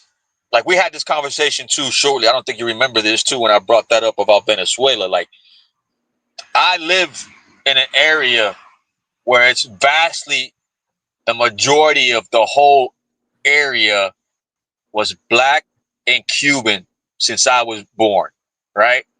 The past 20 years, there has been an infiltration of South Americans, especially Venezuelans, to the point now where the Venezuelans have taken over the populations over the Cuban, in my opinion. And the way they reacted when they got liberated, quote unquote, was the same reaction as far as like when Castro passed away down here. You're always going to get your mixed reaction, but you had your positive pros. You didn't have any cons. So for Venezuelans to be happy that Maduro's out, and that's the majority-based Venezuelans that I saw, you're going to get the same reactions from the Cubans down here. They're going to be like, yo, if we're liberated and we can go home and we can come back and forth and we have dual citizenship, they're gonna love Trump even more. That's what I've been trying to tell you guys. Like, different places are gonna have different emotions when it comes to geopolitics. And right now, Miami's a different animal because we've seen the outcome of the Mariel boat lift. We've seen that it can help people too, as far as like refugees get on their feet. So, but that's why I say both things can't be true when it comes to the documented standpoint. But it's certain aspect, you gotta follow the law, bro. Sooner or later, you gotta follow the law. If we don't have law, then we don't have justice. No, thank you, Cap. Absolutely. Absolutely. Thank you, Cap. You are in Miami. You know the community. And me, I'm not in Miami. I'm totally on the wrong side. I was thinking that the Cubans would protest and tear down shit. You're saying I could be wrong. I could be wrong. I'm Puerto Rican, mind you, but I have a lot of Cubans in my family through marriage and through brothers being married, and I've seen the outcome living down here, bro. And they just want to be able to go home. They want to be able to have their property back. They want to be able to say, hey, we have family here that are American, and we have family that's, they want to be able to have the dream and be able to have, what everybody wants, bro. I think that's what everybody wants, bro. But the thing is, it gets broadcasted more because it's a Republican-based back. Cubans love to represent Republican-based backs too, But that's what I'm Venezuelans are saying. becoming the same way. It's always going to be conflict in this country because how can you get on one accord if you have two different parties? It's impossible. Because Correct. one year the Democrats are gonna win, then another 4 years, then the Republicans coming in. It's just too much chaos. You got the wrong people in the wrong positions. The country is ran perfectly. If you look at the design of America, everything is running perfectly, but they just don't care, man. They don't care about what is it, the Constitution and the Declaration of Independence. They don't care nothing about none of that stuff, man. Yeah, they They don't care just about bugged out. embargoes, like the word embargoes and the word sanctions and stuff like that. That's the words that people don't want to hear no more. And if they end up liberating Cuba, all I gotta say is I hope that the Democrats have a contingency plan when the midterms come, and that they do, because they're getting a little blue wave, but they better have something in the primaries when 2029, 2028 come, because they're going to need something. If they end up liberating Cuba and they end up liberating Venezuela, and you have a Chinese peace treaty, and then you have a peace treaty with Iran, and then you end up getting Gaza, some type of like help and humanitarian aid, because Gaza got beat up. We haven't forgotten that. But if you end up nipping all these buds between now and the end of the 4-year term, you better hope and pray that the independent party too has somebody out there, because I'm hearing now that Tucker Carlson might run for independent base too, alongside Bernie. So you got to have, like, I'm with Buddy. You got to have more than two options, even though I know what does it say? Divide and conquer, right? Yeah. If Tucker did run, it would be a guarantee the Democrats would win, because Tucker's going to eat through the Republican Party. He's going to eat American First voters. Trump's going to always have MAGA. He's going to have a handful of them, but the American First, and that's Nick Fuente, Tucker Carlson, he would eat a hole into the Republic. It would be, if Tucker Carlson made a legitimate run for office as an independent, it would be the end of the Republican Party. They would I don't know, man. Like I said, if you get that one liberation factor down here, and I mean, like I said, that's just down here in South Florida, but Rubio would get that support in a heartbeat if he ended up being the candidate. Yeah, but he won't. See, Rubio would have trouble in Tennessee. Rubio's going to have trouble in Mississippi. Rubio's going to have trouble in southern states. He's still a Cuban. They don't look, like I've said, if he goes into Cuba, to Miami, the people there, but in the South, they don't give a fuck about no Cuban, no Cuba, no shit like that. They're going to look at him as he's a foreigner. Yeah. It's all about the PACs, right? If funding. you say in Arkansas, you say who you gonna vote for, Tucker Carlson or Marco Rubio? They voted for Tucker Carlson. Yeah, you know, like what is the Midwest? Yeah, Midwest in the heartbeat. Yeah. Yeah. And You know, you Arkansas know, not the Midwest. Though. Tucker. I hope Tucker does do that. I think it's needed. I mean, I think if Tucker needs to jump into the political world, and let me tell you something. Trump don't realize a lot of these political analysts. They say, "Damn, people elect Trump. Trump's a complete fucking imbecile." That's making them say, "Hey, you know what? I'm gonna run for office. I never wanted to, but if they'll vote for Trump, they'll vote for me." And Tucker the call, you see Tucker call, he got plenty of money. He's married, got kids, he can just raise his family. You know what? He like, fuck that. I'm gonna run for office. And he might win. I would vote for Tucker Carlson over Donald Trump. I would. Really, really. Right now, today. So what is he going to do, Platinum? Hold on. I don't even like Tucker Carlson, but he's better than Trump. I mean, I respect what you're saying, but I'm saying, well, what is he going to do? What is he going to do different? And is he Democrat or Republican? He's not gonna cave to Israel like Trump. Well, I mean, that's just business, though. So, I mean, You said, what is he going to do? He's not going to cave to Israel like Trump is doing. you're going to have to find some kind of way to negotiate because, like the brother said earlier, with sanctions, I mean, just think about how wicked that is. How can you cut someone off? That's what sanction mean.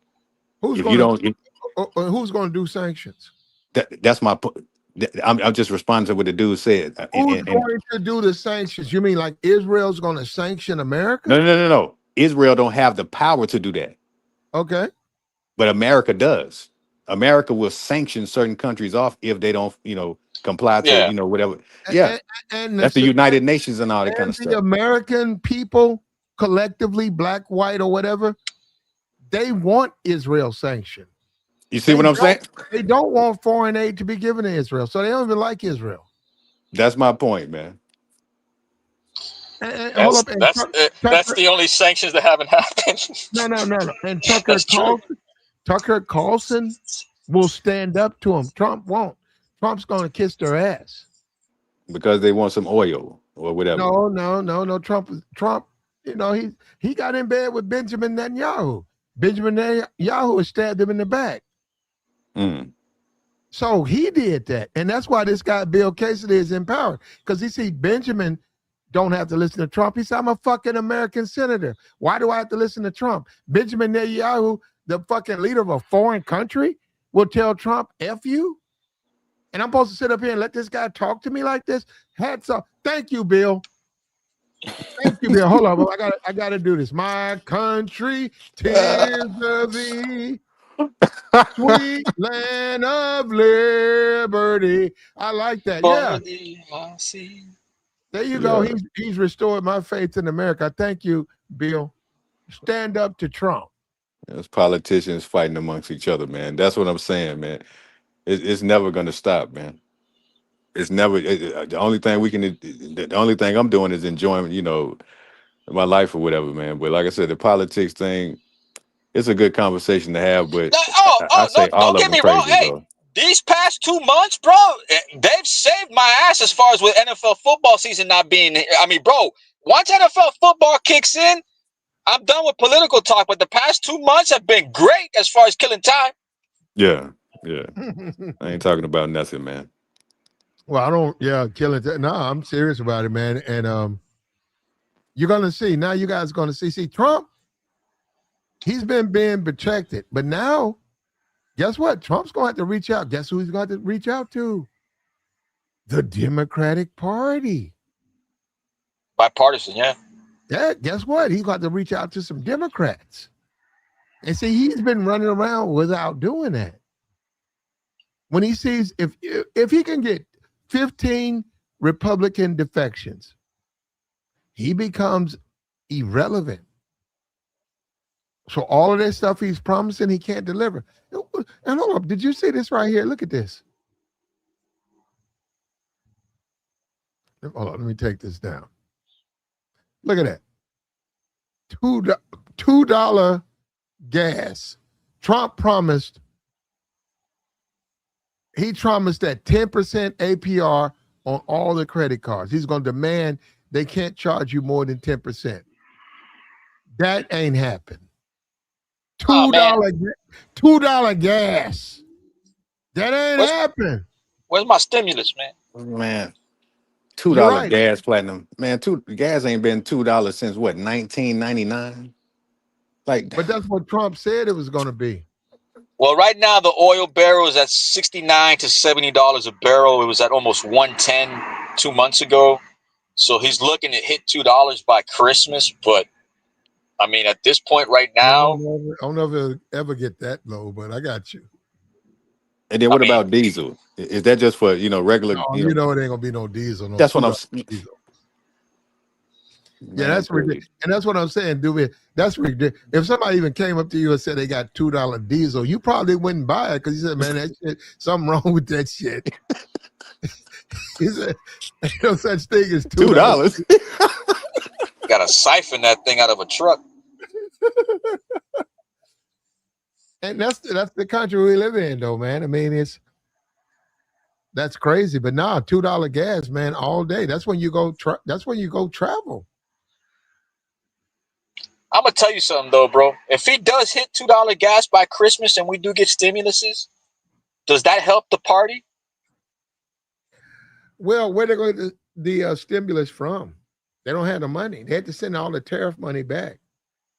That's what I'm saying. But wasn't that money supposed to get, like, instead of going to the companies, like that's what ended up happening? Like the stimulus money ended up going back to the companies, something like The that. money that he claimed was going to go to the people has been sent back to the company. So you said we get stimulus. We can't get it if we don't have the money to. They don't have the money to give it.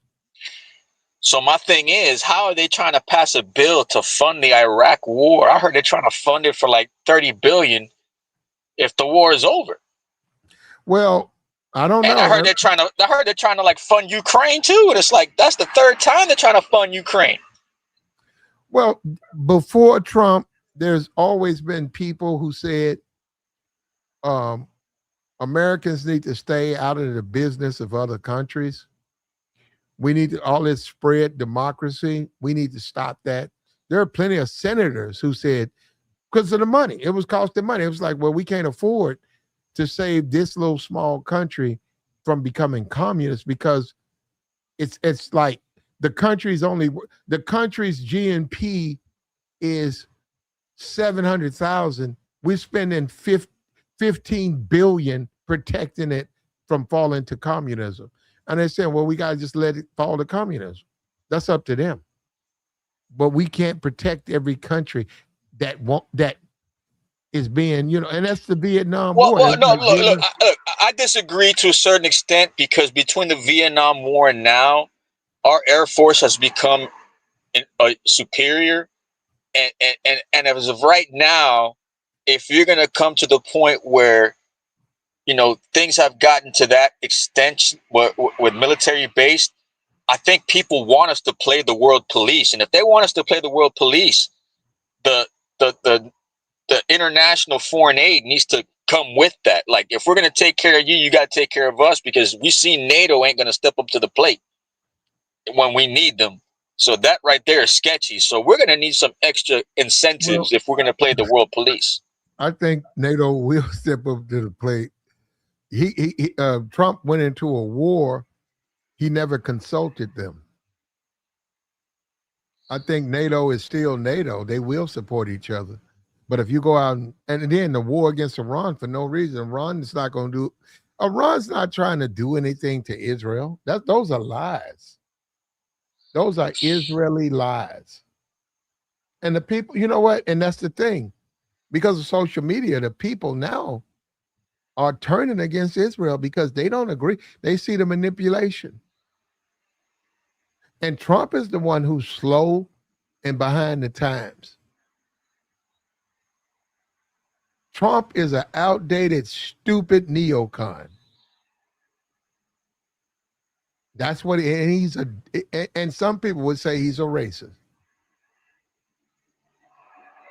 And he's lost the support of the American people. And a lot of people don't like that, but he's lost his support. The MAGA people don't like that because they love him to a fault. And you know what? If I was a white dude and I rode around and I had a big pickup truck and I had them big wheels on it, and I rode around in mud and I spit mud and I drank my Budweisers and I put up my Confederate flag and I played Sweet Home Alabama 3 hours and round around. I rode around Sweet Home everywhere I was. Sweet Home Alabama. That's a horrible song too. Yeah, I probably would like Trump to do business, but I'm not that guy. So what? I don't understand people. They gotta understand more. It's more to America than that guy. Yeah, man. You know, yeah, he may be a hero or something for those kind of individuals or whoever. I mean, yeah, somebody got to do the job, but That's my thing. Who it's the else is out wrong. there? That's what I'm saying. It's gonna continue to be this way. No. The brother, my fault, who I think can save us, the governor of Pennsylvania. Is he black? Who's that? Josh Shapiro. Oh no, he ain't black. No, he's not a black man. I think he's a Jewish man. Josh Shapiro. Yeah, man. So the only thing that would end Israel from bombing other countries is if Josh Shapiro ended up being president. Josh Shapiro is Jewish. He is a Jewish man, but he can save us. He can save this country, and he can win the election. I got a question for both of y'all. And it's a crazy question, but it's probably never going to happen. Do you think that a woman president can be better than any other male president that's been president if a woman was elected? Look, man, I'm to the point where, I'm not about the sexist stuff or the racist stuff. I'm about accountability. But if you're telling me that the Democratic Party brought up AOC and they're not getting support, they brought up Kamala, they wouldn't support her during the DNC. They got Umar in Minnesota, they try to groom up, but now it's getting all these fraud controversies. You had Jasmine Crockett, and she ended up getting booted out by the party. Like, the Democrats like to use a lot of politics from people of ethnicity and from different sides, like, Bernie Sanders too, and then they end up just tossing them to the side. Well, so my thing is, they can't say about, the Republican aspect of being sexist, because you saw Trump fired a lot of women, but then on the Democratic side, you can't say there's sexism too, because their policy based is a bunch of women that Nancy Pelosi helped groom. So it's like, if you're asking me if I want to have a woman president in the future, I would like for her to be military based. I like Tulsi Gabbard, but I don't think that she's going to ever cross over. Yeah, she could never win nation support. She has no mass appeal. Now you said Jasmine Crockett, Democratic Party. Democrats didn't run her out. She didn't win. The Latinos in Texas voted for the other guy. Yeah, but how does Tellerico got all that support all of a sudden when nobody knew who he was? He's fucking Hispanic. So the Latinos got it like that? Hold up. It's called racism, brother. She's still a black woman. She was fucked over because of her race. So the majority of people that voted for Tellerico were Latino and black, but it was racism that kept Jasmine from winning? No. The majority of people were Latino, and they voted for him because they were Latino. So, now they want her to support them. She already said she ain't going to do it. She said she ain't thinking about the Democratic Party.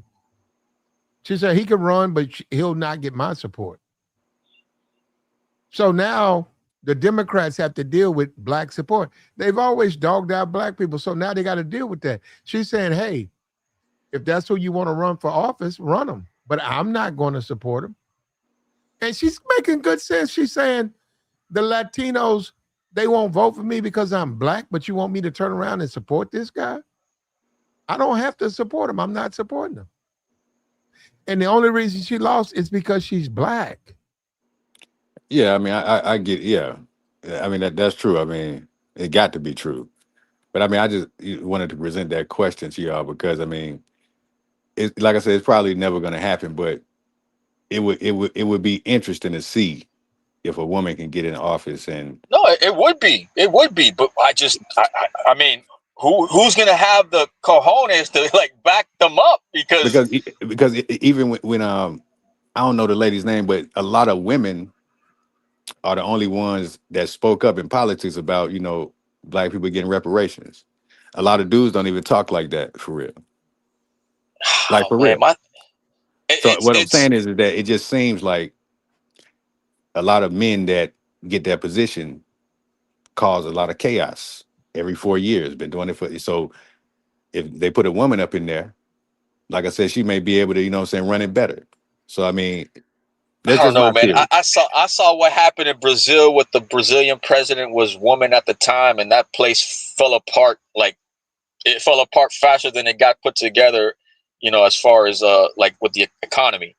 And then we're seeing right now what's happening in Mexico under a woman president. It's like now she's asking for Trump's help when she was bad mouthing Trump before. So Well, I mean, American women are different, totally no, different. no, yeah, I agree with that. I agree with that. But it's just we're not seeing it being advertised. We're not. And Right. if we are, they're not getting the support. It's factually known that these like who was it? Hillary didn't she got the support but didn't Oh get nah, yeah, the that's what vote. I'm saying. Ain't nobody, nah. She Yeah, was going. Yeah, yeah. The got to be same thing somebody that with got some sense, man. Yeah, yeah, like Kamala too. Like she didn't get the support. She didn't get the backing. I mean, she got Biden to at the last second to concede, but that was the only thing that helped her get in was Biden conceding. But I mean, Yeah, think about it though, man. but hold up. Before when Biden dropped out, Nancy Pelosi and other named Democrats came forward and said Kamala wasn't ready. yeah. They said, okay, you the vice president, but the America we live in right now, they're not ready. They're not ready for a female president. Kamala was the one who pitched the bitch and said, no, no, no, I want to do it. I want to do it. And then she lost. But no, they weren't ready for her. They ain't ready for her now. Well, that answers Buddy's question too. Then I mean, if we're not ready now, I mean, they better be ready by 2028. I mean, and I don't want to Oh be man, have to be rushing people. it ain't gonna happen, man. It ain't gonna happen. That's what I'm Because saying. it's too many dudes. I even seen some picture one time when it was a whole bunch of white dudes in this room, just number white dudes doing it with their political stuff. So it's like they definitely gonna always control that and take over those positions. It was just interesting, No, when I thought about it. But it's very interesting. I mean, I would have liked it. We're talking about Jasmine. Like, I would have liked to see something happen if she would have got in, bro. It would have been nice to see something like that because she would have been spicy. But I think that's why the Democratic Party didn't back her up. They backed her up. Man, the people did. Listen, brother, you run. If I could go run for election in my city right now, I could run as a Republican or a Democrat. It's the people who decide. I can't turn around and blame the No, but it's party. also it's look, you're not wrong, but it's also the PACs too. Like money talks. Like we can't ignore that. Okay, but still, if I'm running, well, they're going to want to know what my platform is. yeah, If you I got to have say, support. Yeah, you yeah, got well, to have that's support. your platform. If you say, hey, I'm anti-Israel and I don't support gay rights, and I'm on a black agenda, we need to do more for black people. Well, then you're right. The money is going to dry up because they're going to say, well, we support the things you don't. So we're going to go somewhere else. So you're right. That's how it works. And the people need to understand that. So they want to know, they don't understand why people do things. Well, those are the people who give them money. Those are the people who support them. And I'm telling you, Tucker Carlson coming from the Fox News, Tucker Carlson could beat Trump head to head. Tucker Carlson would win, hands down. They say Well, he's I mean, Trump already ex-CIA. been in there 2 times anyway, right? So I mean, he gonna be done with in a couple of years, right? No, he's done. He's done. In my opinion, he's gonna be done already by the end of the third year, probably, bro. Like he's gonna be grooming somebody by the third year. That's He's next done. year. Yeah, Okay. he's not gonna do another term. He's done. You can see it in his face, like the toll is taken on him. Yeah. He aged like 10 years in 2 years. What about these 10% credit cards? What's up with that? 10%, my ass. I got like 33% on one. No. Trump said that he was going to deliver 10% APR on credit cards. Yeah, bring it. Hurry. He Bring hadn't it done now. that. No. He said that for you to vote for him. I need it. But that's what I'm saying. I agree. So I'm with you, man. I'm like, okay, Trump, deliver. You talk, but you ain't doing what you say you can do. You can't do that. Why you lie to me to get my vote? And that's what Trump did. Trump lied just to get your vote. So, I mean, is it premature to say that with 2.5 years left? Or is it like it's done? It's a wrap. Like he did a crappy job. They all lie. That's what politicians do. They lie to you. All of them do, man. Like $2 gas. it's crazy, man. $2 gas, do business. $2 gas, do business. What could you do with $2 gas right now? $2. In my car, oh man, In I your remember them private days. You could. POV, they say you go to the pump, it said $1.89, $2 gas. Oh, I missed them days, man. You could put like $13 in and fill your tank up. Oh man, I missed them days, man. And you They're can not drive, coming back. do business. You can drive wherever you want to, and you get back to do business. You still got half a tank. Man, I used to love it, man. Yeah, Oh, them days were beautiful. Bro. can't even imagine that. So I drive to Pensacola, Florida, from where I'm at. I'm in Arkansas, and I look at my gas thing, and I still got half a tank. You good?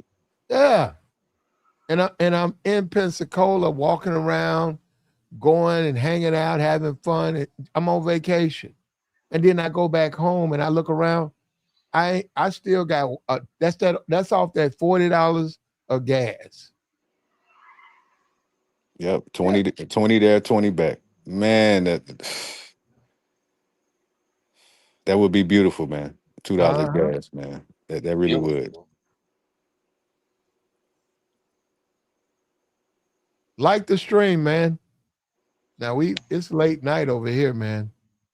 Yeah, let me Now, get out of here, man. I'm gonna meet up with you Yeah. guys throughout the week, man. all right, Cap. Don't be a stranger, brother. Nah, I won't, Yeah, man. You take it guys easy, be bro. safe, man. Thanks a lot, man. All right. Y'all be safe, man. Thanks a lot. All Night. Yeah. All right.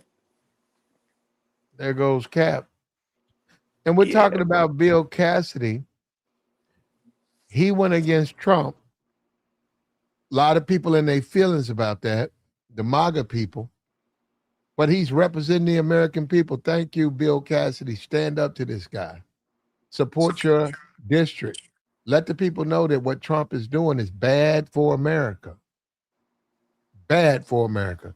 And we appreciate you for being one of the few to stand up to this bully. Yeah, he be talking crazy to people too, man. Like when they be interviewing him, something he be snapping up. Sometimes it's kind of hilarious, but then you be like, man, you supposed to be the president, dog. Like he be snapping on those reporters so bad, dog. Right in front of their face too, even if they're not in it. Oh my God. A senator shut him down, Republican senator. A Republican senator shut him down, and it's long overdue. Like, share, support, man. Like the stream, man. Hit with a cash app. And we've come to the conclusion of do business. Do business. I appreciate you though, brother. Yeah. I just want to jump on for a minute, man. All right.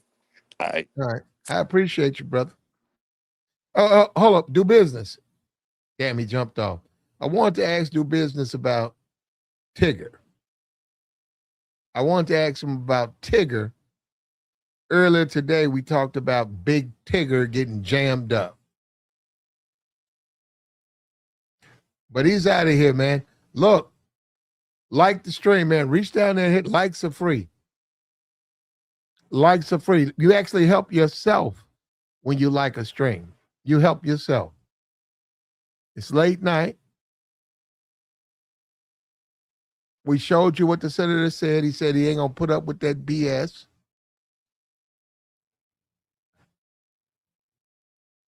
And we got to respect that, man. We got to stand on it. Donald Trump got called out by one of his own people. Not only did he call Donald Trump out, he leaked that shit to the press to show weakness. He wanted to show people that Trump's a weak motherfucker. And he's winning now, brother.